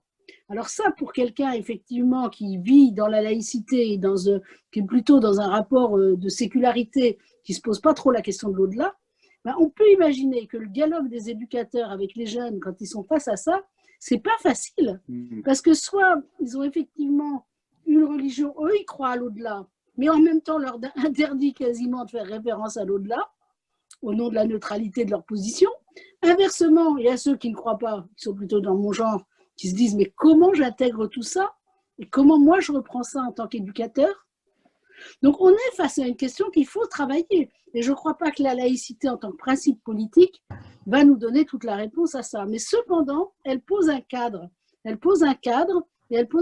qui peut nous permettre de travailler à partir de cette séparation de l'Église et de l'État, de la religion et du politique, mais en même temps de reconnaître qu'effectivement il y a quelque chose de la croyance qui peut, j'allais dire, dépasser ce cadre d'inquiétude, je crois qu'il faut qu'on accepte que les jeunes sont très angoissés et que recevoir leur angoisse, c'est aussi pouvoir les accompagner, parce que sinon la laïcité, ça restera quelque chose de très abstrait, voire de apprendre ou à pas prendre, mais quelque chose qui ne va pas justement les aider à atterrir au monde dans quelque chose qui fasse moins angoisse. Et les premiers avec lesquels il faut travailler sur cette question, c'est les éducateurs. Parce que si les éducateurs, ils ne peuvent pas se sortir de cette question, ils ne peuvent pas dépasser cette neutralité au sens de pouvoir s'affirmer pour ce qu'ils sont, tout en n'étant pas mis dans une suspicion. Moi, je n'ai jamais eu autant de coups de fil d'éducateurs que ces derniers temps en disant, mais maintenant, qu'est-ce qu'on dit, qu'est-ce qu'on représente, qu'est-ce qu'on est? Si même dans nos familles, nos enfants à l'école peuvent être mis en état de suspicion et que nous soient convoqués pour s'expliquer de ce qu'ils disent. Donc là, je crois que c'est vrai qu'on a passé une ligne rouge là, hein, avec ce qui s'est passé là, après effectivement la question de l'éducation nationale, ce qui est très compliqué. Hein. Moi, je ne dis pas du tout que c'est simple, mais pour autant, il faut qu'on puisse effectivement mettre au travail en permanence cette question de la laïcité. Et il ne suffira pas de dire qu'elle est inclusive pour qu'elle soit inclusive. Ouais. Et donc, il faut aller se confronter, il faut faire des expérimentations, il faut analyser ce qui se passe. Parce que de fait, la seule chose que je veux dire, c'est qu'on est dans une situation compliquée. Et que si on est dans le déni que c'est compliqué ou non, parce que je vois bien que dans mon intervention, j'ai un peu fait un truc comme ça là, sur l'humanité, là. Mais une fois qu'on a dit ça, effectivement, humanité. J'ai vu quelqu'un qui est déçu par ce que j'ai dit sur Israël-Palestine. Eh ben, oui, j'allais justement rebondir là-dessus. Je l'ai vu. Eh ben, effectivement, moi, j'ai fait le choix depuis très longtemps de dire accompagnons les jeunes et les éducateurs à connaître en réel ce que c'est que cette relation tellement complexe, de ce pays tellement complexe et de cette région tellement complexe, parce que comme le disent, je veux dire, et je crois qu'il faut se méfier énormément des lectures qu'on peut avoir de l'extérieur et qu'on ne peut jamais parler à la place de ceux qui le vivent. Donc ça, il y a aussi la position du tiers. Et la position du tiers, et les Français, ils ont tellement tendance à penser de toute façon, ils vont prendre position sur tout. Alors quand dans les quartiers populaires, on va prendre position tout le temps sur Israël-Palestine, alors que de fait, on est dans un endroit du monde des plus compliqués. Et si on ne rentre pas sur le fait qu'on a énormément d'années sous les pieds quand on est là-bas, pour comprendre quelque chose, et on a un risque. C'est un risque de simplification et on sera à côté de ces constructions complexes identitaires dont on a besoin ici. Donc c'est vrai que moi j'ai beaucoup emmené des gens là-bas et Daniel en sait quelque chose parce qu'on a créé un séminaire qui s'appelle Penser l'autre, où je ne suis pas sur la dénonciation effectivement de ce qui s'y passe. Je ne dis pas du tout que je pense que franchement c'est hyper difficile et je ne dis pas, mais en tout cas en tant que Française, j'essaye en tout cas d'en comprendre quelque chose et si vous pouvez ramener aussi quelque chose dans les quartiers populaires. Voilà. Absolument. Merci beaucoup Joël. Et donc ça a permis de rebondir sur cette question aussi de la manière dont à l'international et dans d'autres pays, notamment Israël-Palestine, mais pas que, la laïcité est abordée. Et Bernard, peut-être je peux te poser la question, parce que c'était une des questions. Alors, tu y as largement répondu tout à l'heure dans ton intervention, mais peut-être revenir et repréciser certaines choses. En quoi est-ce que la laïcité à l'étranger est différente de la laïcité à la française? Est-ce que c'est une question à laquelle tu pourrais apporter quelques compléments par rapport à ce que tu as dit tout à l'heure? Alors, oui, je peux dire deux, trois choses simples, parce que bien sûr, si on prend l'international, c'est un sujet très compliqué, vu que chaque pays a des histoires différentes. Je signale au passage que même chaque religion a des histoires différentes, et si on articule pays et religion, ça devient très compliqué. Juste pour vous donner une idée auquel on ne pense jamais, la majorité des personnes qui se considèrent comme religieuses dans le monde, en Asie, la notion de Dieu n'existe pas. Ah non. La notion d'un Dieu unique n'existe pas. Alors que je suis très frappé souvent quand on pose la question en France, c'est mais est-ce que vous croyez en Dieu? Est-ce que vous croyez en Dieu? C'est une question. Est-ce que la religion c'en est une autre, etc. Mais pour revenir à cette histoire de laïcité, qui est quelque chose d'objectif, c'est-à-dire comment est assurée la liberté de conscience, la liberté d'exercice des cultes et la liberté d'expression les uns et les autres dans une société démocratique, ce qu'on appelle en France laïcité, ce qu'on pratique dans plein d'autres pays, même si ce n'est pas toujours inscrit dans le marbre de manière précise. Et on a vu qu'en France, c'est inscrit dans le marbre, mais ce n'est pas appliqué dans le marbre de manière précise du tout. Je redonne un exemple, le cas turc, parce qu'il est intéressant. L'Empire ottoman, c'était un État très, très religieux en réalité, sauf au XIXe siècle où il était en pleine crise et où on a revalorisé la place de leader religieux du sultan, en rappelant qu'il était commandeur des croyants. Donc on a fait la religion musulmane, sunnite, un marqueur particulier de l'identité de l'Empire. Il y avait énormément de minorités qui n'étaient pas musulmanes sunnites. Quand est arrivée la République, après la chute de l'Empire ottoman, quelque part, on a instrumentalisé la religion musulmane sunnite pour en faire un des fondements de la nation, sans aucun rapport avec la théologie ou avec ce que vous voulez. Les fondements de la nation, c'est d'arriver dans d'autres pays, soit parce que les peuples résistaient à partir d'une religion définie par rapport à un oppresseur extérieur, celui qu'en Irlande par exemple, soit parce que l'État se constituait en s'appuyant sur les appareils religieux. Donc la laïcité à la turque, ça s'est inscrit dans la loi, mais c'est un phénomène qu'on va trouver dans d'autres pays. Par exemple, aujourd'hui, vous avez en Inde un parti d'extrême droite fascisant qui essaie de construire l'hindouisme. Alors il invente un hindouisme qui n'existait pas avant, de construire l'hindouisme comme idéologie nationale, j'allais dire nationale socialiste, mais ils ne sont pas socialistes du tout, comme idéologie nationaliste, ce qui veut dire que tous ceux qui ne sont pas hindouistes, comme les dirigeants l'entendent, ne sont pas des Indiens. Bon. Donc vous avez cette manipulation. Et en France, on a un phénomène qui est un peu inverse, qui est considéré de dire si vous êtes religieux, vous êtes vraiment français.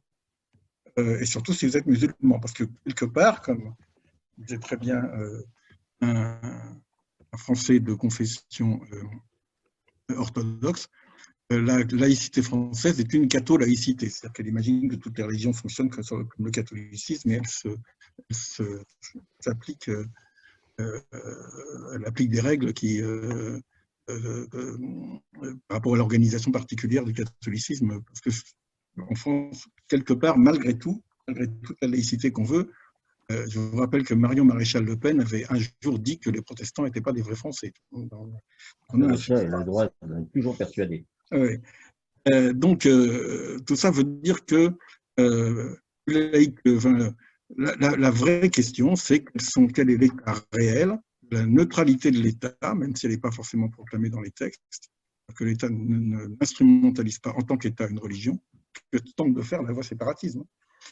Que la neutralité de l'État et l'assurance, la garantie, le travail que font les pouvoirs publics pour assurer la liberté de culte comme une des libertés démocratiques fondamentales, y compris pour les gens qui ne croient pas et qui ne sont pas religieux. Je dirais un dernier mot parce que c'est sur la question de la spiritualité. Les sociétés humaines développent diverses formes de spiritualité. Un phénomène de fait, forcément sous forme de religion constituée, un phénomène humain. Après, ça s'exprime plus ou moins. Il y a ce qu'on appelle la foi, qui est de l'ordre de l'intime, et il y a ce qu'on appelle la religion, qui est de l'ordre du public. Et on a l'impression que, par exemple, il y a des très très grandes différences entre l'Amérique du Nord et l'Europe de ce point de vue-là, alors qu'à la base, c'est la même culture. Je crois qu'il faut faire attention dans la question qui a été posée. On disait, est-ce que ce n'est pas le vide? Le vide crée évidemment, le vide de perspective crée évidemment des angoisses et des aspirations qui peuvent prendre des formes religieuses, qui peuvent prendre des formes politiques, qui peuvent prendre des formes politico-religieuses, parce qu'on cherche un sens à sa vie, et si on vous explique qu'il n'y en a pas, évidemment, vous allez chercher quelque part. Vous avez d'autres questions qui se posent, mais je crois qu'il faut, d'abord, il faut respecter les consciences, c'est ce qui est marqué dans la loi d'ailleurs, et ensuite, il faut organiser le vivre ensemble, mais le vivre ensemble, le vrai, pas celui qui consiste à écraser les individus et à les empêcher de s'exprimer. Merci Bernard. Et ça, ce que tu dis rejoint alors une question, une remarque qui a été faite par, alors attendez, je ne retrouve pas le nom, c'est au-dessus, enfin par une personne qui parlait de la formation des fonctionnaires sur la laïcité qui n'apprennent finalement que la notion de neutralité. et l'importance d'une formation qui serait plus complète sur ce qu'est réellement la laïcité et qui va au-delà du simple principe de neutralité. Est-ce que là-dessus, tu veux… Juste un mot là-dessus. La neutralité, c'est dans l'exercice des fonctions en tant que fonctionnaire de l'État. L'État ne doit pas afficher par sa pratique les religions. C'est d'ailleurs pour ça, comme vous avez tous remarqué, quand il y a un chef d'État qui meurt, on fait une messe à Notre-Dame, avec tous les chefs d'État qui sont réunis. Je vais bien marrer, ça, bon. Parce qu'il y a deux poids, deux mesures, là. Non, c'est-à-dire, il ne faut pas peser dans un sens ou dans un autre. Ça veut pas dire, la neutralité ne veut pas dire qu'on doit ignorer l'existence des religions dans l'espace public, parce que c'est ce qui est marqué dans la loi, c'est qu'on doit le prendre en considération. Sous réserve bien sûr, de l'ordre public. Je donne un exemple pour me faire comprendre. Les interdits alimentaires dans un certain nombre de religions. Bon, les interdits alimentaires peuvent poser problème pratique. Il y a ce que les Canadiens appellent les accommodements raisonnables. On peut trouver des formules qui permettent à chacun de pouvoir respecter ou pas, selon sa conviction, ces interdits alimentaires dans les cantines. Ça ne pose pas d'énormes problèmes. D'ailleurs, il y a, par exemple, depuis toujours, je dis bien, dans l'armée française, ces interdits alimentaires sont respectés. L'armée française, service public est neutre, religieux, mais on respecte les interdits alimentaires des juifs et des musulmans dans l'armée française. Potentiellement des bouddhistes d'ailleurs, même s'il n'y a pas beaucoup de bouddhistes dans l'armée française. Ça montre qu'on peut très bien combiner les deux. C'est un problème très compliqué. Tout à fait. Et je pense que Daniel souhaitait rebondir aussi sur cette question du principe de neutralité. Oui, moi je souhaite rebondir. D'abord, je remarque que dans l'article 2, le mot neutralité n'apparaît pas plus que le mot laïcité n'apparaît d'ailleurs dans la loi elle-même. Hein. L'article 2 dit « La République ne reconnaît, ne salarie, ni ne subventionne aucun culte ». Et la neutralité, le souci qu'on peut avoir aujourd'hui, c'est que dans le discours public, quelqu'un parlait du discours public, la laïcité se réduit, et c'est bien ce que je crois lire dans la question de monsieur ou madame Hayek, là, se réduit à la neutralité. Alors, on vient de dire plein de choses. Sur lesquelles je ne veux pas trop revenir. Mais je veux dire, je vais aller à la loi de 2004 avec cette question de la neutralité. Et on a conseillé la lecture du livre de Nicolas Cadenne, En finir avec les idées fausses sur la laïcité. Et il y a un article 58 qui m'a fait dans un premier temps tiquer.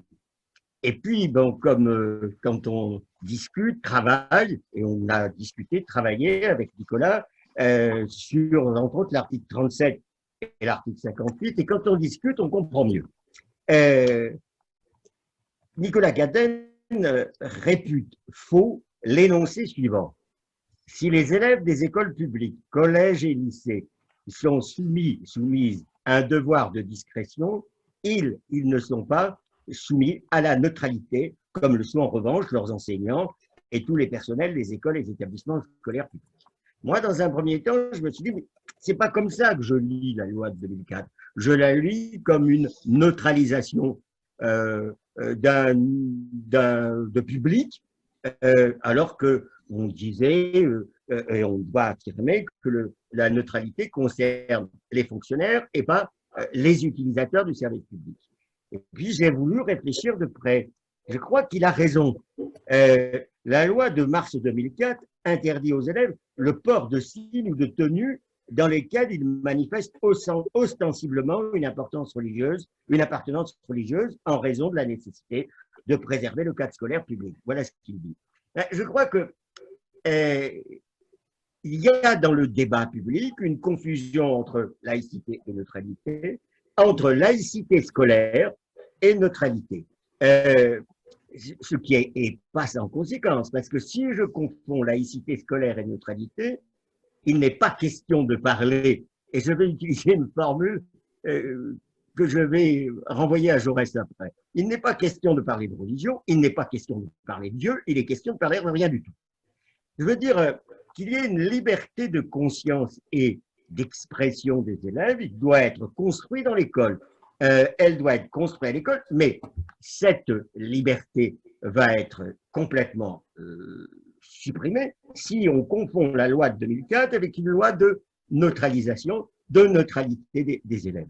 Et vous voyez bien que le débat public, vous voyez bien aussi les discours sur la blouse, des choses comme ça, vous voyez bien que le débat public voudrait donner l'école comme un espace neutre.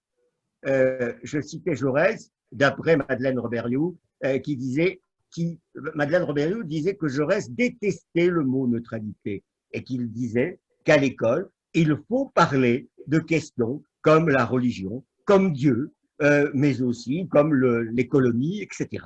Oui.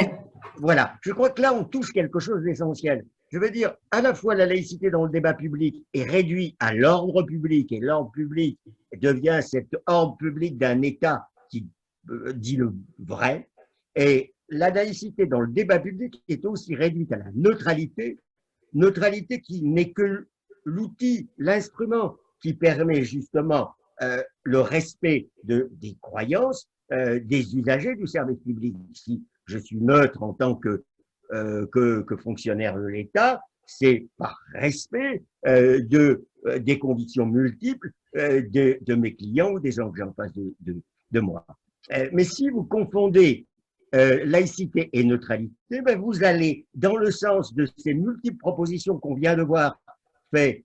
Heureusement, ces amendements ont été repoussés, mais vous allez voir que le débat public, le débat parlementaire va revenir sur cette affaire du foulard et revenir sur l'idée que la laïcité, c'est la neutralisation de l'ensemble de la société. Alors justement, il y a un énorme enjeu autour de ce mot neutralité, et peut-être est-ce une bonne chose que d'aller relire le point 58 du livre de Nicolas Cadel, même s'il faut faire un effort pour exactement comprendre où est l'enjeu. Oui, tout à fait. Merci Daniel. Et je vais vous reposer une question, Daniel, avant d'aborder des questions plus pratiques qui sont aussi soulevées par nos participants. Mais il y a une question sur ce que vous venez de dire. Hein. Voilà, elle est très pratique. Et il y a une question qui est encore, plus ciblée encore sur la question. Alors, vous avez parlé des droits de l'enfant. Donc c'est une question qui vous est posée. Si nous comprenons bien la liberté pour ces jeunes filles, notamment de porter le foulard, le bandana, le voile, car c'est leur conviction personnelle, elles se sentent épanouies. Et donc la personne vous demande quelle est la position de la LDH, la Ligue des droits de l'homme, sur les fermetures d'associations humanitaires ou de structures de défense des droits humains ou d'écoles, alors qui ne sont pas encore le fait du projet de loi, parce que la loi n'est pas adoptée encore, mais justement qui sont déjà des pratiques auxquels on a déjà pu être confronté, notamment dans le cadre de l'état d'urgence, et que le projet de loi vise à rendre encore plus facile. Et donc la question, est-ce que cette loi est dangereuse si elle était adoptée donc, pour notre société et notre vivre ensemble? Donc les fermetures, et ça rejoint une question qui était posée sur l'association Coexister. Je ne sais pas si Daniel ou d'autres intervenants ont une information sur l'association Coexister. Mais d'une manière générale, voilà, quelle est la position de la LDH sur les fermetures d'associations ou voilà, au nom du principe de laïcité?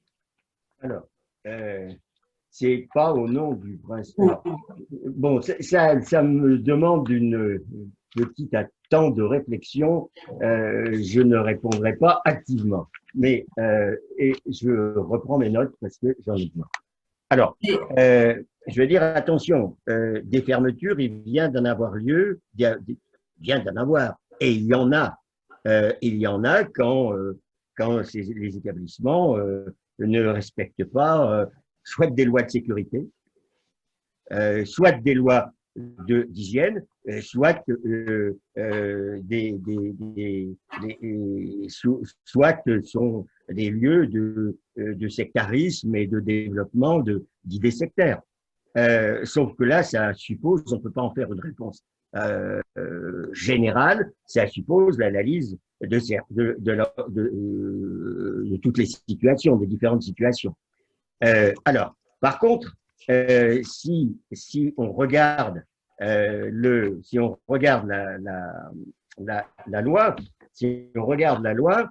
il y a bien dans la loi et ça, je reprends les observations du groupe de travail de la justice-police de la Ligue des droits de l'homme, il y a bien dans la loi une série d'extensions de la possibilité de dissolution des associations.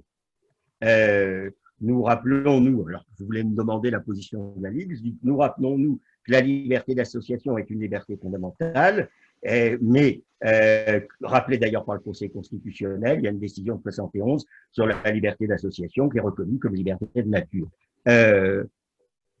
Les dissolutions administratives des associations peuvent se faire par Conseil des ministres.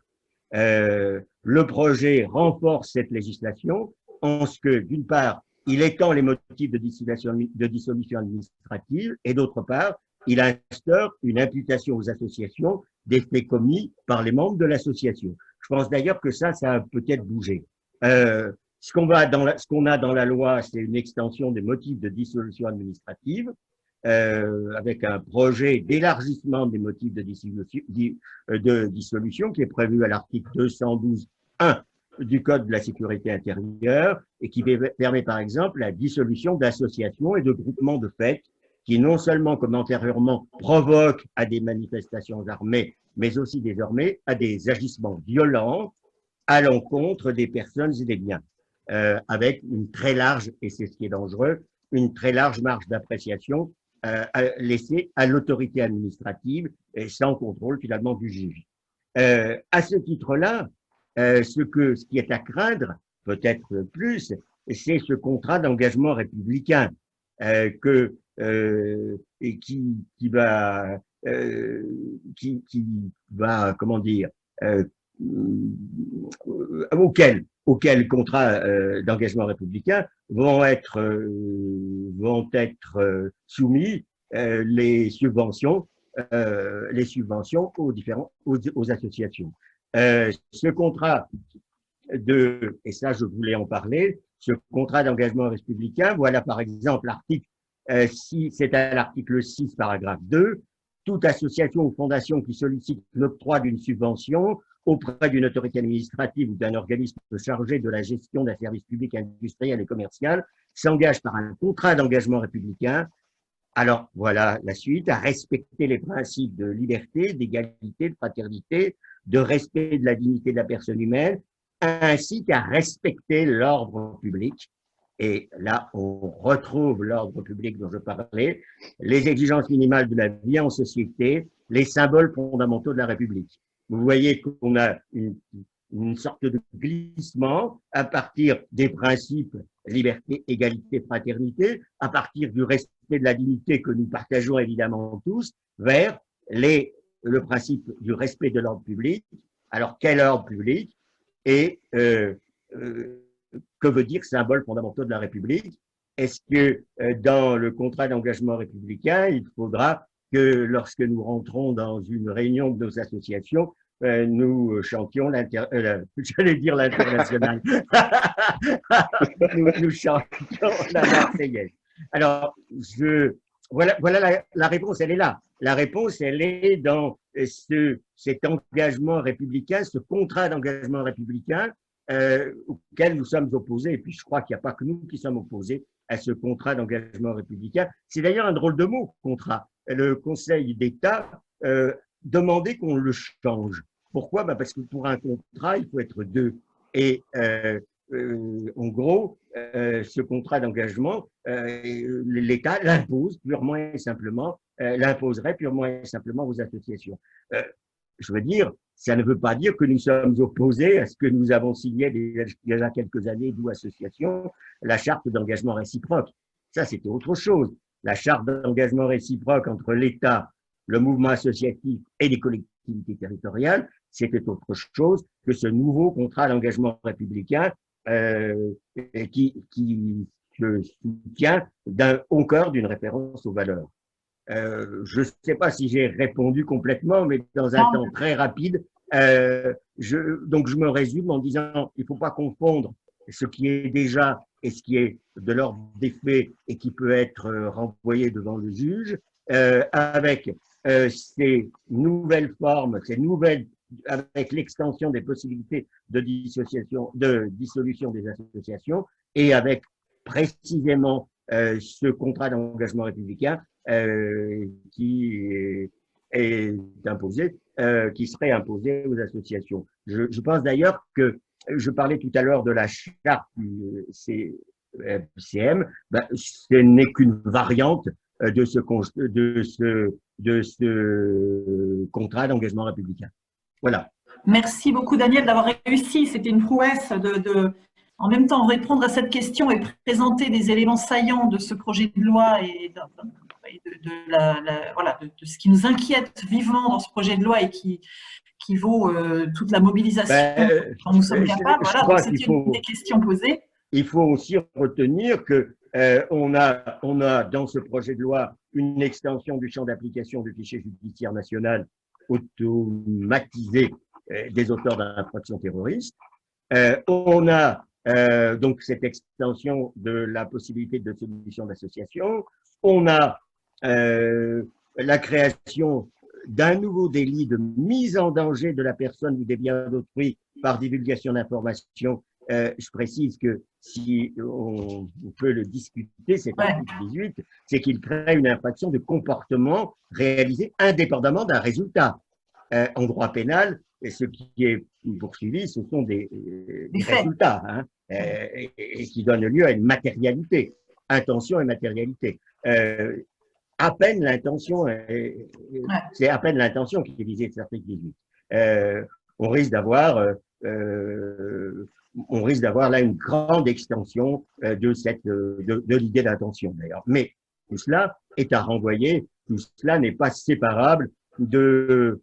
Alors, je ne sais plus combien on en compte de ces lois sécuritaires depuis 2015, 2014. Je crois qu'on en compte 8 ou 9. 8 ou 9 lois sécuritaires qui, normalement, auraient dû nous assurer une sécurité complète. Merci Daniel. Et ce que vous soulignez, c'est effectivement, et quand je parlais de 2020 tout à l'heure, en fait, c'est parce que le débat s'est réactivé à l'occasion de l'assassinat de Samuel Paty, etc. Mais effectivement, comme vous le soulignez, ça fait plus de 10, 15, 20 ans que à chaque événement ou attaque, où on a des lois sécuritaires qui sont adoptées, et il y a déjà un arsenal législatif déjà bien utilisé. Et j'ai notamment un témoignage d'une école dans le 19e, l'école MHS, qui a été fermée en décembre sous prétexte de séparatisme lié à des règles de sécurité. Il y a des personnes qui suivent c'était de ça que je parlais. Hein. C'est ça, tout à fait. Et donc, effectivement, sans attendre le projet de loi, l'adoption de ce projet de loi, on a déjà des législations qui, pour certaines, sont contestables et qui vont bien au-delà de ce que l'État est censé faire respecter légitimement en termes de respect de l'ordre public. Au moment du discours de Mulhouse, le président de la République a pu annoncer qu'il avait fermé 20 mosquées, etc. Voilà, donc sans attendre ce projet de loi. Je vais poser la question à Joël et à Jérémy sur des aspects plus pratiques, tout aussi politiques d'ailleurs. Il y a des questions qui sont posées sur comment revenir sur concrètement des actions qui peuvent être menées, notamment auprès des jeunes, dans le cadre de Festisol, par exemple, dans le cadre des démarches d'éducation du Festival des Solidarités. Est-ce qu'on peut aborder la laïcité? Est-ce que ça pourrait être un thème d'animation? Est-ce que c'est risqué? Et comment l'aborder sans faire cliché, sans froisser, et avec peut-être encore un partage d'expériences concrètes. Alors, je pense que dans un webinaire, vous ne pouvez pas effectivement préciser des expériences, mais on peut peut-être renvoyer, et je vous encourage de toute façon tous les participants à aller sur les différents sites, et on va partager dans les conclusions de ce webinaire, on partagera des liens.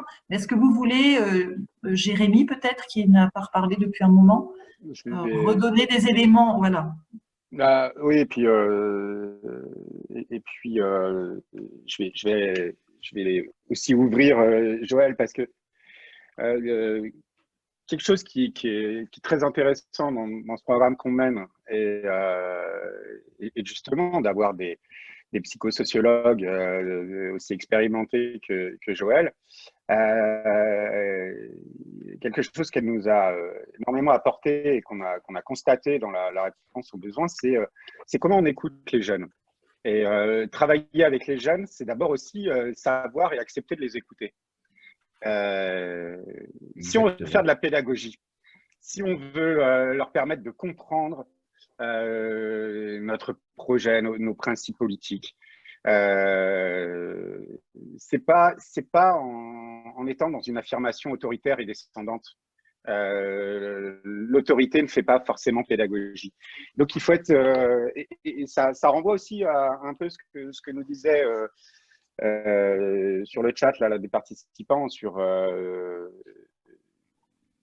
les enseignants qui se confrontent à la neutralité. On n'a jamais dit que, justement, Daniel l'a rappelé, que les élèves n'avaient pas le droit de parler de croyances, de religion, de laïcité. Et il faut être en capacité de les écouter pour leur apporter des réponses. Donc, je pense que ce travail d'écoute, il est fondamental, tout autant fondamental que de leur apporter des réponses aux questionnements qu'ils nous posent. Voilà. Michel, tu as coupé ton micro. Oui, et Joël, donc pour la suite de ce que dit Jérémy, ouais. Ben, d'abord, je voudrais saluer J2R parce que c'est un très beau programme. Je suis très ravie, moi, d'avoir cette chance de travailler sur cette idée d'ouvrir les solidarités à la citoyenneté. Peut-être juste redire que J2R, c'est donc Jeunesse entre les deux rives. Jeunesse entre les deux rives. C'est France, Maroc, Tunisie et peut-être demain l'Algérie.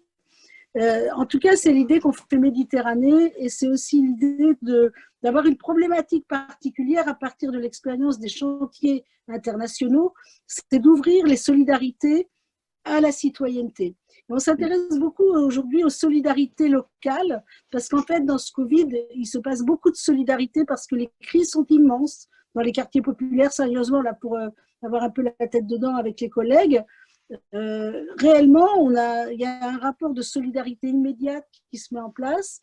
Et si on ne veut pas non plus que ça soit que celui des caritatifs, mais que ce soit une pensée politique, la solidarité, et bien dans J2R, on le met en lien avec la citoyenneté. Alors, si dans ce cadre-là, à un moment donné, la notion de laïcité, elle fait sens, tant mieux. Moi, je ne pense pas toujours que les jeunes, franchement, ça fasse sens la laïcité. Hein. Par contre, si les éducateurs et les animateurs n'ont pas ça comme armature intellectuelle pour accueillir les jeunes, alors ça, c'est un problème. Parce que c'est quand même notre histoire, c'est quand même sur quoi on s'appuie. Alors, je pense que réellement, la question de, moi j'appelle créer des armatures intellectuelles aux professionnels, des armatures qui leur permettent de penser pour recevoir des fois des choses quand même du genre, oui, t'as vu ta jupe ce matin, moi c'est fini, je te parle plus, ou des trucs de, tu sais, ça y est, je suis un grand croyant, hein. Qu'est-ce que t'en penses? Parce que toi aussi t'es musulman. Parce que sincèrement, c'est quand même pas si simple ce qui arrive sur la tête de tous les professionnels, dont les enseignants. Et que là aussi, la question des enseignants, comment ils sont pas tout seuls dans leur classe? C'est quoi aujourd'hui? Alors moi, actuellement, je suis en train de créer des ateliers de la pensée critique dans le cadre des cités éducatives. Et je souhaite que ce soit un partenariat partagé, et c'est avec le CLEMI et avec la NCT, pour effectivement avoir un partenariat partagé où les enseignants travaillent avec d'autres, avec les éducateurs, avec les animateurs, avec un responsable de club de sport, etc. Mais on est face à un défi. Quand aujourd'hui des éducateurs de prévention spécialisée me disent « je dis à mes propres enfants de ne plus parler à l'école », mais comment on va faire des ateliers de la pensée critique? Comment demain, si les professionnels eux-mêmes ils disent à leurs enfants qu'il faut se taire? Donc cette loi, elle est très très grave parce que en fait, on est un peu à des croisées de chemin. C'est-à-dire, est-ce qu'on va dans le rapport de force être capable, même du lieu de l'intérieur de l'appareil d'État, parce que quand même, ce que je mets en place, c'est avec l'appareil d'État, c'est quand même la NCT, c'est quand même le CLEMI, c'est l'éducation nationale. J2R est financé par la NCT et par l'AFD. Donc, on a bien aussi des pans entiers de l'appareil d'État qui aujourd'hui souhaitent aussi continuer à travailler sur cette préciser pour les intervenants de l'AFD, l'Agence française du développement, parce que c'est une dimension internationale. Juste, voilà, pour les sigles, essayez de préciser pour tout le monde. Et la NCT, c'est la politique de la ville, pour ceux qui ne sauraient pas. C'est l'ancien CGET, mais largement élargi à la cohésion sociale des territoires. Et le CLEMI, c'est ce qui s'occupe de l'éducation aux médias dans l'éducation nationale. Mais je laisse Jérémy sur l'AFD. Merci, Joël. Merci beaucoup pour ces précisions. Et alors, il y a une question qui rebondit sur ce que vous venez de dire. Quelqu'un qui dit, mais comment est-ce qu'on pourrait mettre en place des actions pour amener ces jeunes, susciter chez eux l'envie de se battre et de revendiquer leurs droits face à ces lois liberticides? Ils sont les premiers impactés. Et effectivement, des actions qui non seulement permettent à ces jeunes de réfléchir, de se questionner, de se positionner face à cette stigmatisation ou à ces discriminations dont ils sont l'objet ou victimes, ou eux-mêmes les questions qu'ils se posent, mais aussi à agir, à s'engager. C'était aussi la question posée sur le Festival des Solidarités. Peut-on en faire de cette question-là le sujet d'un prochain, la thématique d'un Festival des Solidarités, et amener les gens à s'engager pour se mobiliser pour ces droits? J'ai juste envie de dire, il y a 2 jours, des ONG ont lancé une action de groupe sur la question du contrôle aux faciès. Et donc, voilà, pour la première fois, une action de groupe contre l'État pour mettre fin au contrôle d'identité discriminatoire par la police. C'est un travail de longue haleine, hein, et qui a beaucoup mobilisé des jeunes qui ont témoigné, qui sont allés recueillir des témoignages d'autres jeunes, qui ont beaucoup travaillé pour monter cette action dans des quartiers au niveau local. Est-ce que des initiatives identiques peuvent être imaginées contre ce projet de loi? Moi, je viens très vite après le Jérémy, tu parles. Ouais. Moi, je crois beaucoup à l'investissement local des jeunes. C'est-à-dire que, par exemple, aujourd'hui, il y a des villes qui bougent beaucoup et qui créent des conseils locaux de jeunes. Enfin, et il y a surtout la question de gagner au local. C'est-à-dire tout ce qu'on gagne, par exemple, sur les violences policières. C'est vrai que quand même, la question des violences policières, c'est une vraie question, l'évolution de la police. Moi, j'ai bossé avec la police pendant des années, là, avant Sarkozy. Mais c'était très intéressant, parce que c'était rigolo aussi pour moi d'aller bosser avec les policiers.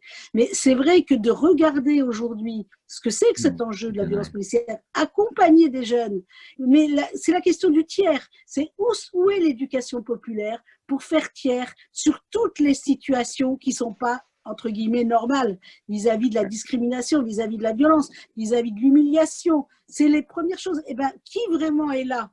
Je veux dire, alors il y a des professionnels, mais il n'y a pas assez de gens. Les mouvements d'éducation populaire, moi je leur dis beaucoup, hein, parce que je suis militante des CMA aussi, hein, mais je veux dire que bon, cette question de revenir en direct avec les jeunes, en direct avec les professionnels, en direct avec des expérimentations.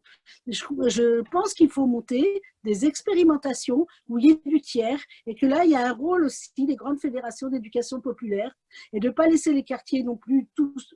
Il faut arrêter d'aller vendre de l'action projet pour avoir un public et rendre d'équerre son économie d'association. Il y a un moment donné, il faut faire ça, mais il faut surtout pouvoir expérimenter avec les jeunes et les professionnels pour ne pas les laisser tout seuls face à ce qui se passe là. Parce que c'est tous nos professionnels aussi issus de l'immigration qui vont s'en prendre plein la tête. Et ça, là, on a vraiment un devoir d'éducation populaire, d'être solidaire et des gens qui ne sont pas des quartiers, d'être solidaires avec des gens des quartiers populaires, parce que réellement, eux, ils vont être très, très désignés si vraiment cette loi, elle se met en place. Et déjà, l'onde de choc, elle est considérable sur la perte de confiance de ce que c'est que le lien avec les institutions et aussi avec la France. Donc moi, je pense que là, il y a une question pour l'éducation populaire, de vraiment, mais je sais bien que j'ai eu la chance de faire partie d'une réunion avec la Ligue de l'enseignement il n'y a pas longtemps, les CMA font des journées aussi. Je veux dire, peut-être aussi que cette loi-là, bizarrement, elle va amener un espèce d'électrochoc pour se dire que peut-être, enfin, on y retourne. Non seulement on y retourne, mais on y va. Donc voilà, c'est un peu ça. Merci. Et ce n'est pas que les jeunes. Vraiment, j'insiste sur les professionnels. Tout à fait. Et les professionnels et plus largement l'ensemble des associations qui n'ont pas encore toutes mesuré les conséquences de ce projet de loi. Et c'est un défi aujourd'hui de les informer, de communiquer auprès de l'ensemble des associations sur les dangers de ce projet de loi. Il y a de plus en plus de collectifs. Hein. Nous, avec Daniel, on fait plein de conférences là. Mais il y a de plus en plus de collectifs, de municipalités qui nous invitent en fait à expliciter. Là, moi, j'interviens bientôt dans une association Saint-Denis en commun. Une autre fois, c'est à Marseille. Une autre fois, c'est… Mais c'est important. C'est important parce qu'on a absolument besoin de faire comprendre, d'avoir un temps d'avance sur le risque que représente cette loi. Est-ce que Jérémy, vous souhaitiez compléter? Oui. Oui, et Et puis après, je rebondis poserai une aussi dernière sur… question. je fais suite à ce que dit Joël, et puis je fais lien aussi avec, parce que je voulais en parler avec une remarque qui est faite sur le chat, là. Quand moi je parle de ce travail d'écoute, c'est aussi considérer les jeunes comme des acteurs à part entière de leur territoire, comme des sujets et des acteurs sociaux de leur territoire. Donc il y a un travail absolument indispensable de leur permettre de s'exprimer sur les sujets de société, sur ce qu'ils vivent, et un travail absolument indispensable de les écouter et d'essayer de comprendre comment eux, ils voient et ils ressentent ces situations. Joël parlait des discriminations, elle parlait des rapports avec la police, ce sont des faits. Il y a des complexités autour de ces sujets-là. Tu disais, est-ce qu'on peut faire quelque chose dans le cadre du Festisol? Mais absolument. Il faut absolument être en capacité de pouvoir traiter les jeunes comme de vrais sujets et acteurs sociaux de leur territoire. Ce qu'on vise, notamment avec Joël, c'est justement que ces jeunes-là ils puissent agir pour la transformation de leur territoire. La transformation de leur territoire, ça passe par le dialogue avec toutes les couches de leur territoire. Que ce soit des associations, que ce soit des habitants, que ce soit les commerçants, que ce soit les acteurs politiques, il est nécessaire qu'on puisse les écouter et que les acteurs tiers puissent aussi leur parler et leur expliquer ce que c'est que la République, ce que c'est que les lois, ce que c'est que l'école, ce qui fonde notre société. Et je reviens aussi sur ce que disait Joël, parce que favoriser l'expression des jeunes, leur permettre d'être des acteurs de transformation, d'être des acteurs de leur territoire, d'être des acteurs de leur société, ça demande aussi tout un travail d'accompagnement, un travail de formation. Et si on n'a personne pour faire tout ce travail d'accompagnement pour structurer leur discours, structurer leur expression, trouver des biais pour entrer en médiation ou en dialogue, on aura, ce ne serait pas les protéger, parce qu'on aura à chaque fois, justement, on parlait des médias, on parlait des manipulateurs. Regardez ce qui s'est passé avec la Fédé des centres sociaux, par exemple, avec ce temps où les jeunes ont eu un temps de rencontre avec la ministre de la Jeunesse. Les jeunes se sont exprimés, mais derrière, visiblement, je n'y étais pas. Mais visiblement, il y a quand même eu de sacrés soucis. Non pas, ça a créé des soucis pour les centres sociaux. Jean-Marc a partagé un lien dans le chat pour que, si ça vous intéresse, vous puissiez avoir plus de détails sur cette rencontre. Oui. Merci Jérémy. Je coupe parce qu'il nous reste 2 minutes. Et pour conclure ce webinaire absolument passionnant, alors peut-être une question, si vous pouvez répondre rapidement, Bernard ou Daniel. Peut-on imaginer que la Cour européenne des droits de l'homme condamne la France sur la mise en œuvre, alors la question est précise, hein, mais sur la mise en œuvre de ce contrat républicain? Alors, il y a déjà beaucoup de condamnations hein, sur le flou du projet de loi, le défenseur des droits, voilà, il y a déjà des critiques qui sont faites par des institutions au plus haut niveau. Alors, la Cour européenne des droits de l'homme, évidemment, on n'y est pas encore. Donc, la Cour européenne des droits de l'homme, elle peut intervenir que sur un cas précis et après que toutes les voix étaient épuisées. Les voix locales étaient épuisées, donc ça sera au-delà du Conseil d'État, par exemple. Il y a la marge d'appréciation hein, de chaque État. Donc, moi, je pense qu'on a intérêt à se secouer ici avant d'attendre une miraculeuse intervention de la Cour européenne là-dessus. Hein. Tout à fait. Et les délais sont très longs. Donc, effectivement, c'est la mobilisation maintenant. Non, puis il y a cette marge d'appréciation des États. Sur la loi de 2004, ils ont conclu qu'il ne faudrait pas qu'on y revienne trop souvent, mais qu'il y a une marge d'appréciation des États. Absolument, oui. Mais donc, ce que je voulais dire, c'est que la mobilisation contre ce projet de loi, c'est maintenant, et c'est des délais très courts, parce que ça, voilà, c'est un débat parlementaire accéléré. Et donc, on a besoin d'approfondir encore. Il y a d'autres webinaires sur le sujet. Il y a une information aussi. On peut vous la mettre dans le lien, d'ailleurs, une réunion la semaine prochaine qui est prévue par la Coalition pour les libertés associatives, la LA Coalition, qui est coordonnée par Vox Public. Et si vous voulez en savoir plus sur ce projet de loi, ça peut être aussi quelque chose que vous pourriez suivre. C'est un espace dans lequel on réfléchit sur la stratégie pour contrer ce projet de loi. Le mouvement associatif, donc, qui rassemble l'ensemble des associations en France, en tout cas une grande partie, est aussi bien entendu très fortement mobilisée. Il y a des articulations qui se font et donc voilà, donc énormément de choses. Donc si vous voulez en savoir plus, on rajoutera ça dans les ressources. Et donc vous avez dans les ressources complémentaires aussi le lien vers ce webinaire de solidarité laïque sur la laïcité pour les éducateurs. Il y a également la page ressources sur le site de Solidarité laïque où il y a plein de choses, et notamment ce livre que vous avez déjà évoqué, qui a été publié avec la LDH, la LDE et l'Observatoire de la laïcité, auteur Nicolas Cadenne, En finir avec les idées fausses sur la laïcité, donc un ouvrage précieux si vous voulez approfondir cette notion de laïcité, mais là vous avez déjà eu un aperçu brillant avec tous les intervenants sur toutes les subtilités et les nécessaires clarifications à avoir sur la laïcité.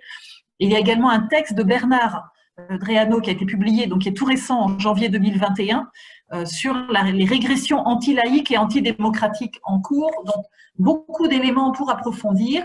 On vous enverra comme je l'ai dit au début, l'enregistrement de ce webinaire et les éléments de ressources pour aller plus loin si vous le souhaitez. Et puis, donc, merci à toutes et à tous pour votre participation. Un grand merci à tous les intervenants et intervenantes pour vos propos éclairants, passionnés et engagés.